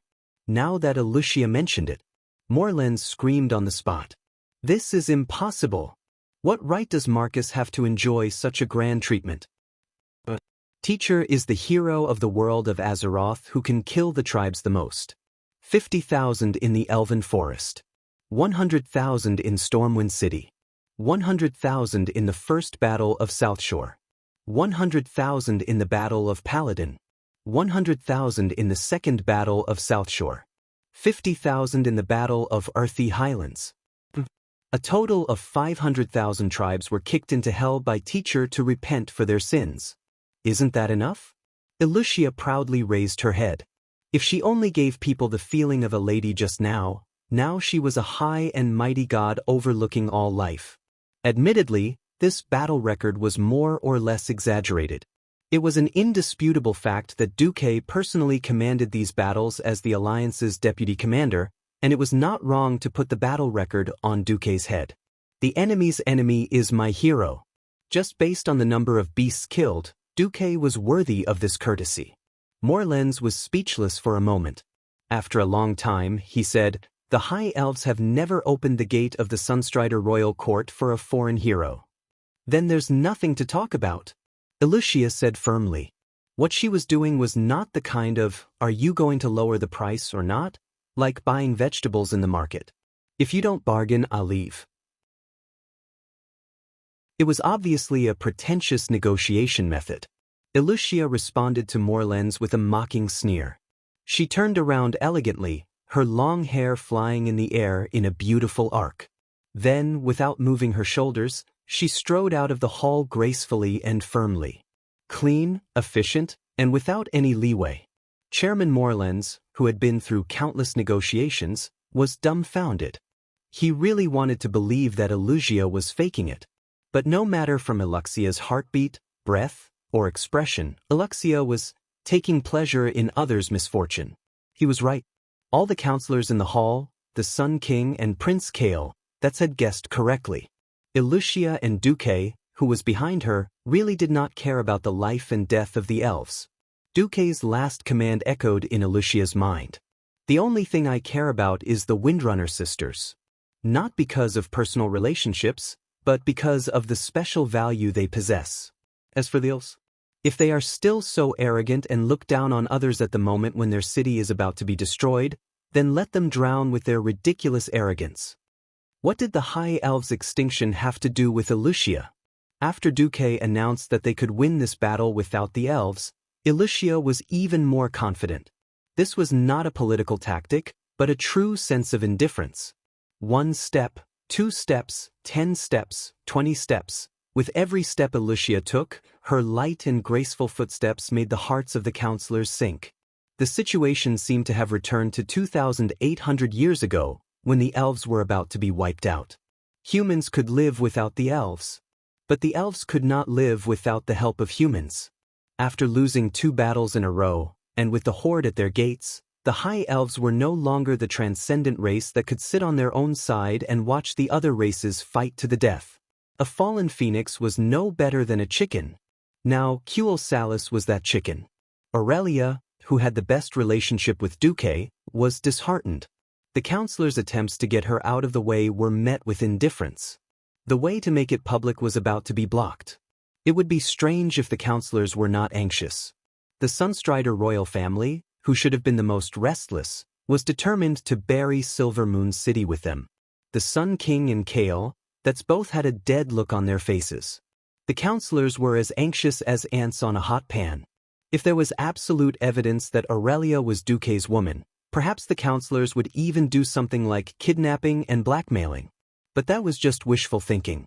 No matter how weak the Windrunner family was, they were still the leader of the Rangers. If they made a move on Aurelia now, wouldn't all the most useful Rangers in the defense of the city turn traitor? Unknowingly, Xianxia had already walked to the door of the hall.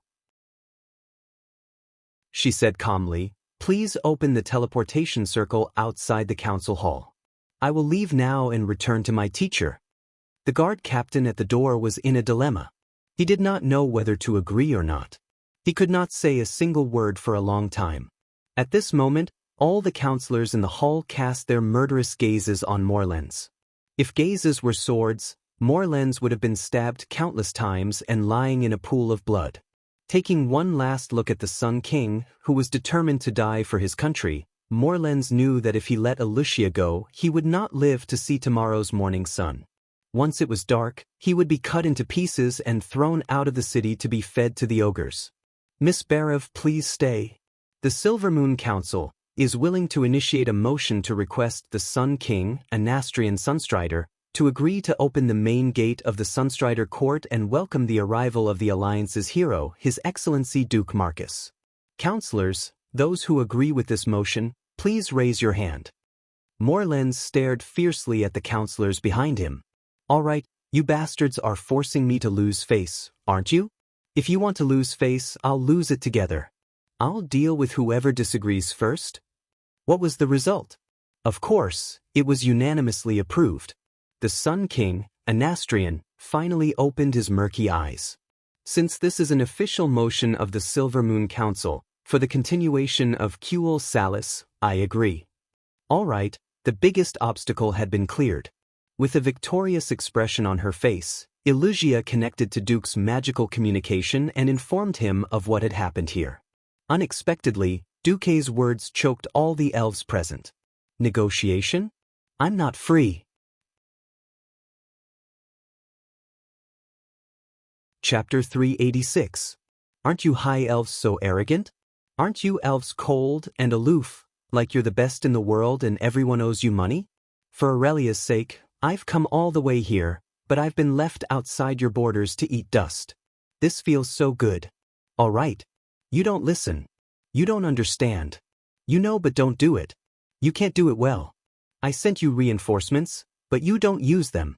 You have to use your precious troops to send food. Are you King Sun King and the Silver Moon Council courting death? As a transmigrator, Duque didn't have much resentment towards the high elves. But when Duque truly experienced the arrogant and domineering temperament of the high elves, Duque said, "I don't want to serve you anymore." Now that Duque said, "I'm not free," the high elves were furious. "I'm finally willing to serve you with the highest treatment, and you're saying you're not free." This time, even Prince Kale, that's eyelids twitched a few times. If he was just putting on airs, Duque was undoubtedly going overboard. Of course, Duque wasn't that stupid. His reason was even more dignified. In the mirror image, Duque had a regretful look on his face. "Sorry, I'm sorry. I originally planned to help you deal with the main force of the great tribal chief, but I saw that Kuel Salis didn't seem to need support. On the other side, King Menethil urged me more than 10 times to help deal with the tribal division that was causing destruction near Darrowshire. So, I transferred the 30,000-strong army away. With that, Duque turned the camera to show the scene of a fierce battle all over the mountains and plains. It wasn't actually a fierce battle. The elves noticed that the humans had gained the absolute upper hand. The human soldiers were methodically surrounding and annihilating the tribes. Considering that Duque was the deputy commander of the alliance, it was completely reasonable for him to deal with the tribes in the territories of the alliance first. Who told the high elves not to join the alliance? At this moment, all the counselors felt so regretful that their intestines turned green. Countless resentful gazes turned towards the Silver Moon counselor Dalkin, who had given the 8 countries a hard time. Everyone knew that Dooku was trying to get back at him. He was forcing the high elves to choose between pride and riches. In fact, there wasn't much to choose from. Moral integrity was something that could easily be lost after it had been lost once. 2,800 years ago, the elves sought help from the humans and had no choice but to teach them magic in exchange for the humans' support. 2,800 years later, the elves would only lose their moral integrity once more. Now that the Silver Moon Council had admitted defeat, the Sun King would not exterminate the Silver Moon Council when they were in urgent need of manpower in front of the enemy. Even if they were the worst political enemies, their power as archmages would still come in handy when the enemy was at the gates. The Sun King winked at his son. Kale, that's immediately stepped forward. Duque, the high elves need your help. Could I trouble you to come to Silver Moon City as soon as possible? As he said this, Kale, that's looked at Aurelia, who was standing at the end of the hall. The eyes of this gentle and elegant prince were full of pleading. He was going to play the emotional card. If it were someone else, Aurelia would definitely not care. But not Kale, that's... Back then, Aurelia had given Duque the mage apprentice's notebook that belonged to Kale, that's... She had been sentenced to 3 months because of Kale, that's pleading. Otherwise, with the political influence of the Windrunner family, she would have been sentenced to 1 year at best, or 3 years in prison at worst. Aurelia's mouth moved slightly, and a breeze quietly drifted to Elucia's ear. Elucia immediately understood. She did not do anything but let the camera shine on Aurelia. Duque understood on the spot. All right, when I've dealt with the leader of this division, I'll come over as soon as possible. When Duque said this, the head of the leader of this division, General Nagjar, was right next to Duque's hand. In the original trajectory of history, if Nagjar had been allowed to continue growing, perhaps he would have become a famous tribal hero. Unfortunately, his opponent was Duque. After learning that the annihilation of Hindlands had ended, Duque immediately left an empty camp with less than 300 people outside the Elven Kingdom's border. The main force immediately turned around and joined up with Seamus' division. Cudrin Wildhammer was also very generous. Ever since the pinnacle battle at the wine table, Cudrin personally brought the entire Griffin Knight Regiment. The Air Force Regiment seemed to be a little smaller in terms of numbers, with only 1,000 riders. But considering the terrifying combat power of an adult Griffin that could easily take out 20 infantrymen without panting, a Griffin Knight Regiment was actually no less than the combat power of 50,000 people. Apart from that, Cudrin also supported a heavy infantry regiment of 3,000 people from the Eagle Nest Mountain.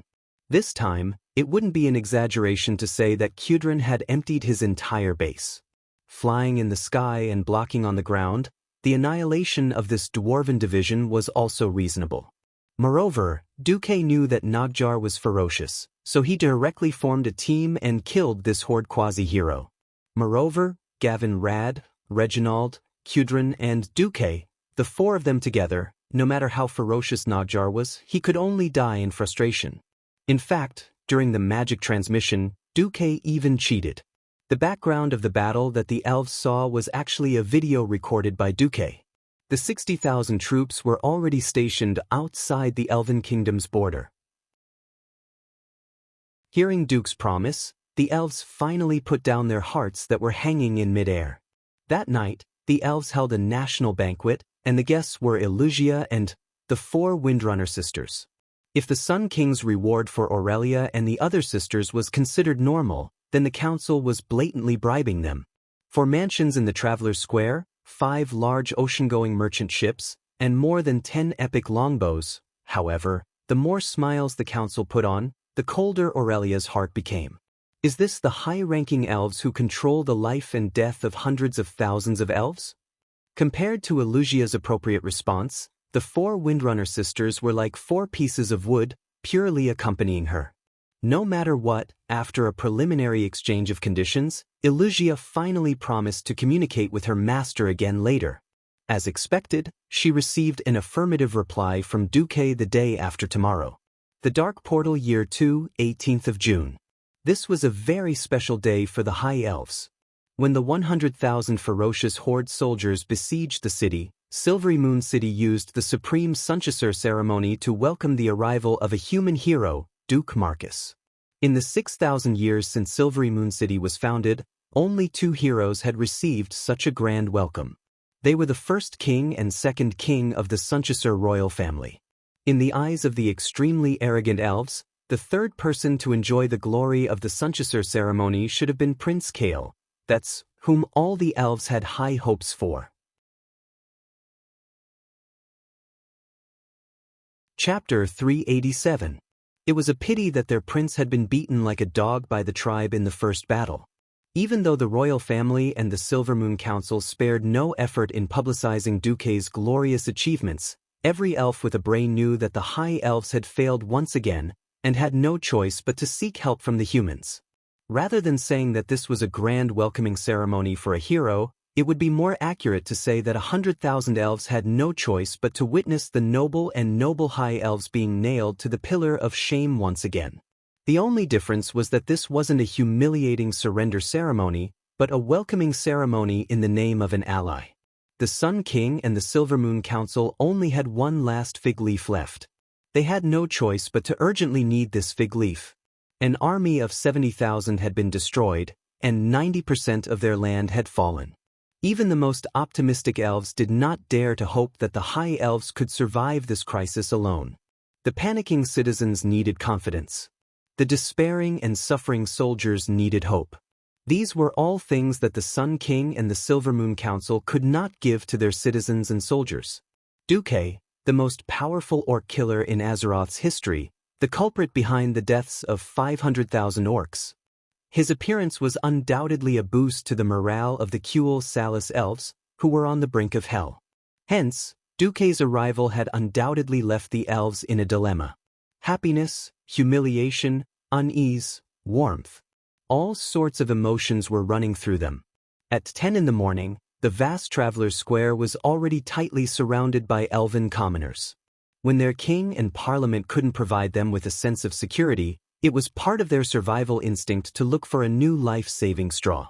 If something happened to Duque and he could not come, or if the teleportation portal was disrupted, causing the promised reinforcements to not be able to come, the elven citizens would undoubtedly sink into a deeper despair and fear.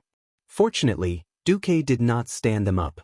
At 10 sharp, in the middle of the square, a huge circular teleportation portal that was 5 stories tall opened. Under the illumination of the sparkling arcane energy, 10 Morning Star elven wizards in uniform rapidly helped to stabilize the portal. Under the gaze of 100,000 pairs of eyes, a rare sight in Silvery Moon appeared on the other side of the portal, followed by the orderly and rhythmic sound of hooves. Huge and pure white warhorses seemed to be performing dressage, taking rhythmic steps as they stepped out of the portal. The first thing that entered the elven citizens' sight were 12 human knights in shining armor. It was clearly the Storm Kingdom's knight armor with a silver base and blue edges. Unexpectedly, the flags they held in their hands were in a mess, with all kinds of colors. At first, some ignorant citizens sneered softly. 2 seconds later, they exclaimed from the bottom of their hearts. The war flags were the war flags of the tribes. One of the war flags had the same symbol as the one used to besiege Silver Moon City. It was the war flag of the Blackrock tribe. Not only were there flags, but there were also a dozen huge orc heads frozen with ice magic. Banners written in the elven language were inserted into the ice, announcing the identities of these heads. Surprisingly, each of these heads belonged to a tribal chief. Among them, the most eye-catching were the words "Head of the Great Tribal Chief Black Hand." That's right. That's right. These Alliance Knights were displaying the Alliance's achievements to the elves with the attitude of victors. They were displaying Duke's great achievements. Behind the 12 knights were the 12 Earth Wizards. As soon as they appeared, they lined up neatly on both sides, bowing at a 45-degree angle as they awaited the arrival of the most important person. Finally, there was a loud sound in the sky, and Duke made a dazzling appearance. Accompanied by the deafening thunder, Duke appeared in the teleportation portal, enveloped by a tornado formed from 5 different elements. A wriggling chain of lightning, a violently spinning gale shield, an incomparably scorching snake of flames, a bone-chilling barrier of ice, an incomparably mysterious light of arcane magic. 5 different types of power could actually blend together harmoniously, turning into 12 spinning elemental energy balls that floated above Duke's head. Duke's move directly defeated Prince Kale, who always had 3 arcane energy balls floating above his head. In fact, it was not just Kale, acting Chairman Morlands, who had been waiting at the side, also had an awkward expression on his face. Duke's people were invited by the Silvermoon Council on their knees. Even if the other party was obviously trying to humiliate them, the Silvermoon Council could only swallow it. Morlands pretended not to see anything, and put on a warm face as he followed Elugia to welcome him. "Welcome, Teacher Duke. Duke, you're here. My father is already waiting for you. I am acting Chairman Morlands. I represent the Silvermoon Council in welcoming you, Your Excellency Grand Duke Marcus." 3 people, 3 different forms of address, but it did not seem out of place on this occasion. Duke nodded lightly to Elugia, and the eldest daughter of the Barra family obediently stood behind Duke. Then, Prince Kale, that's on the left, and Chairman Morlands on the right, the 2 incomparably noble elves led Duke on the red carpet towards the hall where the Silvermoon Council was located. The horns sounded to welcome the guests, and thunderous applause sounded, accompanied by cheers that reached the sky. Countless petals were scattered by beautiful elven girls from the balconies of the tall buildings on both sides of the road onto the red carpet. "Welcome, the hero of mankind. Long live the Beastman Killer Duke. Huel Salis is counting on you, Sir Marcus." No matter how much of the welcome was sincere, at least at this moment, Duke received the treatment he deserved. The arrogance of the high elves that had lingered in Silvermoon City for thousands of years seemed to have transformed into the red carpet used to welcome guests, and was ruthlessly stepped on by Duke. The corner of Duke's mouth curved into a sinister smile. "Silvermoon City, here I come, as the savior of the world. If you are willing to put down your pride, then I don't mind giving you some pointers. If you are so stubborn, then don't blame me for letting you die." Various aspects of the history of the world of Azeroth appeared in Duke's mind. It could be said that since the first opening of the Dark Portal, the history of the entire world was a history of war between the Alliance and the Horde.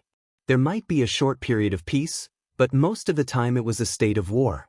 Only when a stronger enemy attacked, and when they could not fight against the foreign enemy alone, would these mortal enemies quickly resolve their conflict and turn to an alliance. In history, Orgrim's troops only circled the Long Song Forest once, and then left contentedly after setting up the Storm Altar, leaving the suffering trolls to deal with the elves alone. Now, history had changed greatly. Without a doubt, the person who now controlled the fate of the High Elves was Duke. Walking on the red carpet, Duke clearly did not have a noble crown on his head. However, in the eyes of the elves, Duke was without a doubt an uncrowned king. Chapter 388. The Uncrowned King.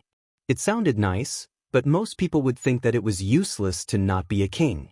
In fact, this majority was wrong. No one knew better than Duke, who was a transmigrator. Without the support of power, the title of king was even more meaningless than an empty title. If the orcs and trolls from the First and Second Wars were considered mortals, then the Third War at the Dark Portal would start. In that case, starting from the Third Battle of the Dark Portal, things like resurrection from the dead, the calamity army formed from the undead, dragons, elemental lords, ancient gods. When a large number of ordinary people saw these things that would make them piss their pants, everyone would know that any country that didn't have enough power to support it was nothing more than child's play. Only power. Only then would Duque be able to stand at the peak of the world's nations. Now, Duque stood there, his formless power like a storm, easily sweeping through the entire Traveler's Square. Tens of thousands of elves consciously formed a long line. Whether they were willing or not, they had to worship Duque and pray for Duque's salvation. It was as if a silent image was overlapping with history, just like the scene from 2,800 years ago. Accompanying the elven hero Anastrian Sunstrider into the city was the greatest emperor in human history, Thoradin the Great. Now, Anastrian had been replaced by Kale, the heroic knight king on the saddle had been replaced by the mage hero, and the leadership had changed. It was no longer the elves, but the humans.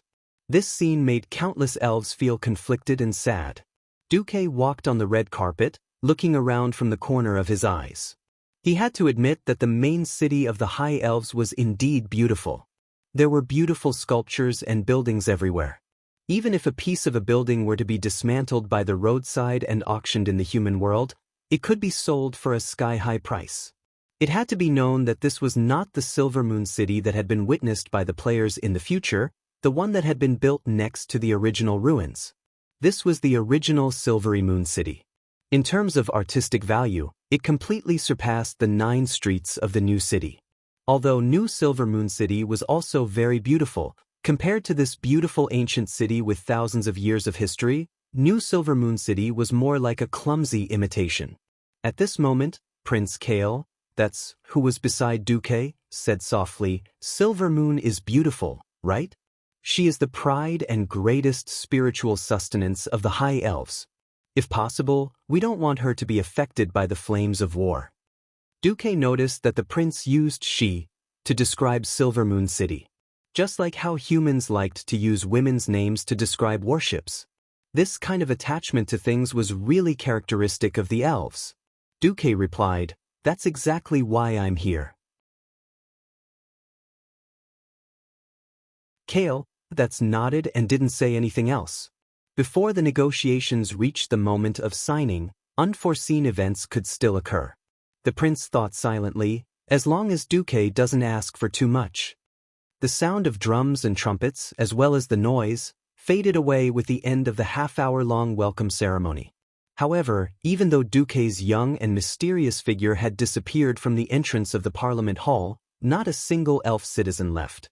It was as if they were waiting for the final judgment, for the results of the negotiations. Everyone knew that the arrogance of the elves had long since angered the 7 human kingdoms and the bronze-bearded dwarves of the Cosmodan Kingdom. When the humans repeatedly asked for help, the Silver Moon Parliament had arrogantly ignored them. Now, it was the High Elves' turn to face extinction. Would the humans still be willing to lend a helping hand? None of the elves knew. In the dazzling and glorious hall, the 1,024 magic lamps arranged in all directions illuminated the hall as if it was daytime.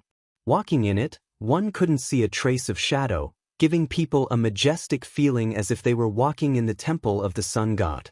The Sun King Anastrian Sunstrider, who was sitting on his throne above the 9 steps of stairs, finally stood up. He spread his arms, and his slightly aged majestic voice reverberated in the huge hall that was more than 10,000 square meters. "Welcome, the Grand Duke of Stormwind City, the Orc Killer, the hero of the humans, and the great guardian candidate, Your Excellency Duke Marcus." For a king to formally call out Duque's title as the most awesome was undoubtedly a huge concession. It must be known that this kind of high-hatted greeting, when uttered by a ceremonial officer, and when uttered by a king, have 2 completely different meanings. Duque didn't want to provoke the elves any further. He bowed slightly so that his head was in a straight line with his back. He didn't lower his head, but purely expressed his respect for his elders. "Thank you, Your Majesty, the Breaking Dawn Archmage, the Terminator of the Troll War, and the great ruler of the elves, Sun King Anastrian Sunstrider." Duque's words made the high-ranking elves, who had been laughing dryly, calm down a little. Your Excellency Marcus, may I ask if I'm talking to the Grand Duke of Stormwind City now? Or the Deputy Commander of the Rotterdam Alliance? The Sun King's words had a deeper meaning in politics. Previously, in order to avoid provoking Quel Salis, Duque could only approach the border of the elves in the name of the Grand Duke and his private army.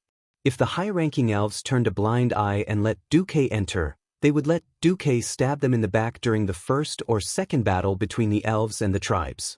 Then, the elves would at most think of a way to compensate Duque and then join the alliance. Then, the matter would be over.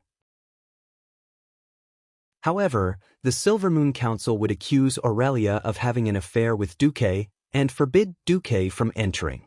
Alright, now that the elves' main force had been defeated and the new soldiers had yet to be trained, they were only willing to invite Duque when their country was on the brink of extinction.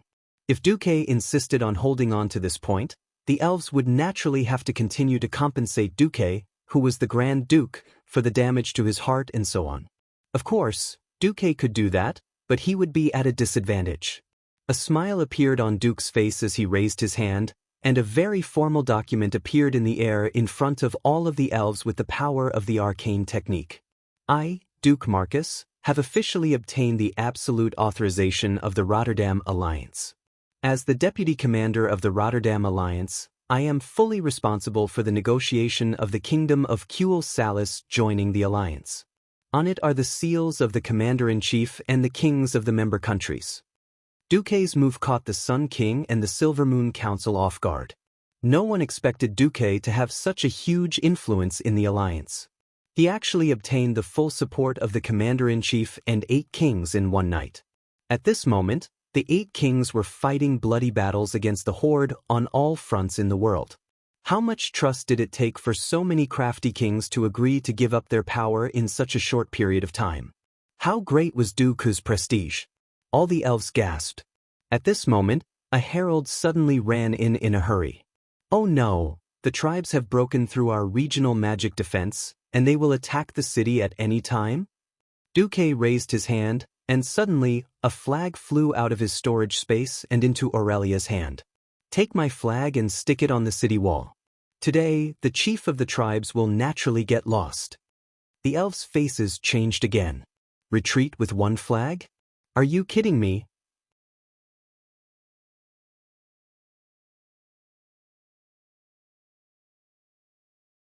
Chapter 389. If someone else dared to do such a thing in front of a group of high-level elves, it would be enough to say that the high elves were a superior race and a nation of etiquette if they didn't burn him to death with magic fire on the spot.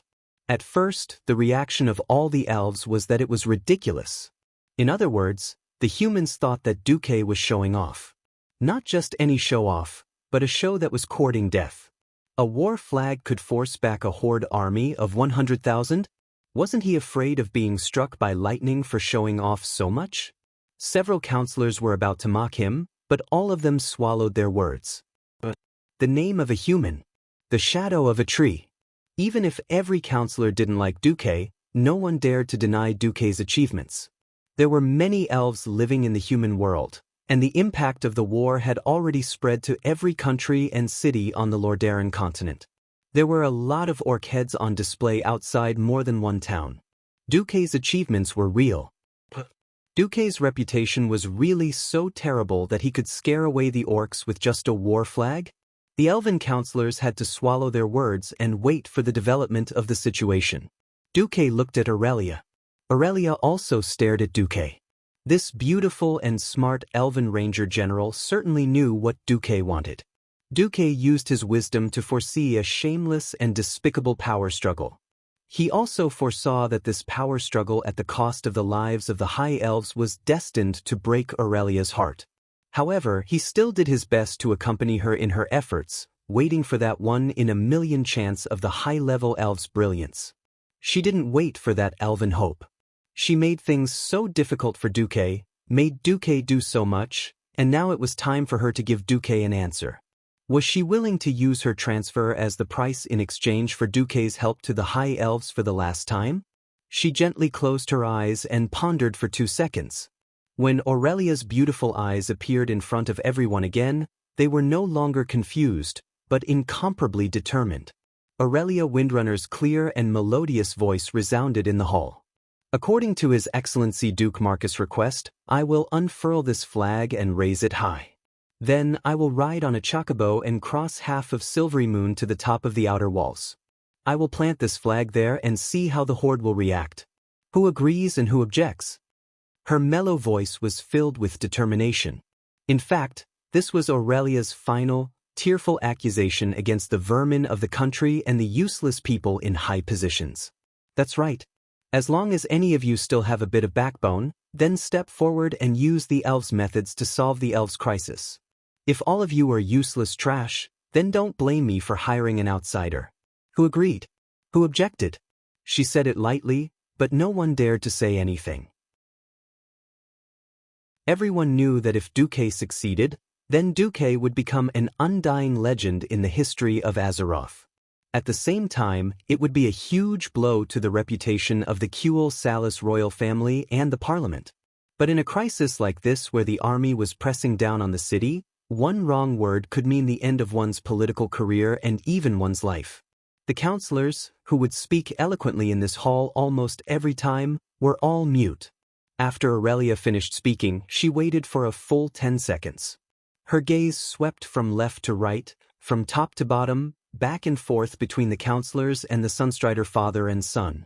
When she found that no one dared to meet her gaze, Aurelia's face revealed a sad but resolute smile. That means no one is against it? Then I'm leaving. I'm leaving. Not only did this mean that she would step out of the hall and run to the top of the city wall, it also meant that she, the Ranger General who had been loyal to Quell, the loss for thousands of years, the heroine of the High Elves, would forever leave the people she once loved, her country, with disappointment and sorrow. Prince Kael, that was deeply hurt by this scene. He almost instinctively raised his right hand, as if he wanted to ask Aurelia to stay, but he still put down his hand dejectedly.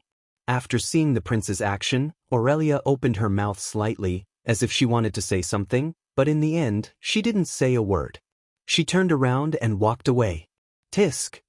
Illyria wasn't the only one. Servanas, who was also a ranger general, also turned around and left with her sister. However, what she left behind for the counselors was the back of her head, which was even more rebellious. Time in the hall seemed to freeze. No one spoke because everyone was waiting for the result. In the end, a shocking legend would be born. Or would it create a joke that would be laughed at for 10,000 years? Every high-ranking person was looking forward to it. Aurelia strode out of the hall, and her third and fourth sisters immediately came up to her. Let's go. A certain braggart claimed that he could scare off Orgrim with a flag. Let's go and see. Without hesitation, the 4 Windrunner sisters flew up to their mounts. Under the watchful eyes of the crowd, they unfurled Duque's huge blue storm emblem flag. Compared to Silvermoon City, which had red and gold as its base color, this refreshing blue was so out of place. It was so abrupt and glaring. Moreover, an elven ranger general was holding up a human noble's flag. What did this mean? The moment the flag fluttered in the wind, Aurelia truly received the attention of the crowd. Suspicion, panic, unease, questioning, complaints, anger. Almost all the emotions gathered on Aurelia's face. Her arm was firm and strong, as if she had pulled a bow millions of times. Her body was as firm as a pine tree. She was not afraid of the rumors or the attacks of hostility. However, on her beautiful face, 2 drops of tears rolled down. These are the last 2 drops of tears that I, Aurelia Windrunner, shed for my beloved country. Through the long street, through the square. Ignoring the bewildered citizens and the guards who tried to stop her, Aurelia finally arrived at the top of Silvermoon City's main gate. In her field of vision, a mixed army of tens of thousands of tribes and trolls had long been prepared to attack the city. Over 1,000 huge and crude catapults were lined up in a row. The orc laborers panted heavily, carrying heavy sandbags on their backs, ready to fill up all obstacles on the siege road with sandbags or their corpses. The heavily armed orc warriors roared restlessly, and the even more cruel trolls continued to slaughter the elven captives before the battle began, carrying out the last blood sacrifice before the battle. However, when Aurelia rushed up to stand on the top of the city wall, she suddenly stirred up strong gusts of wind behind her, condensing the hurricane into a huge battle bow. After she shot out Duque's storm flag, half of the battlefield below fell silent.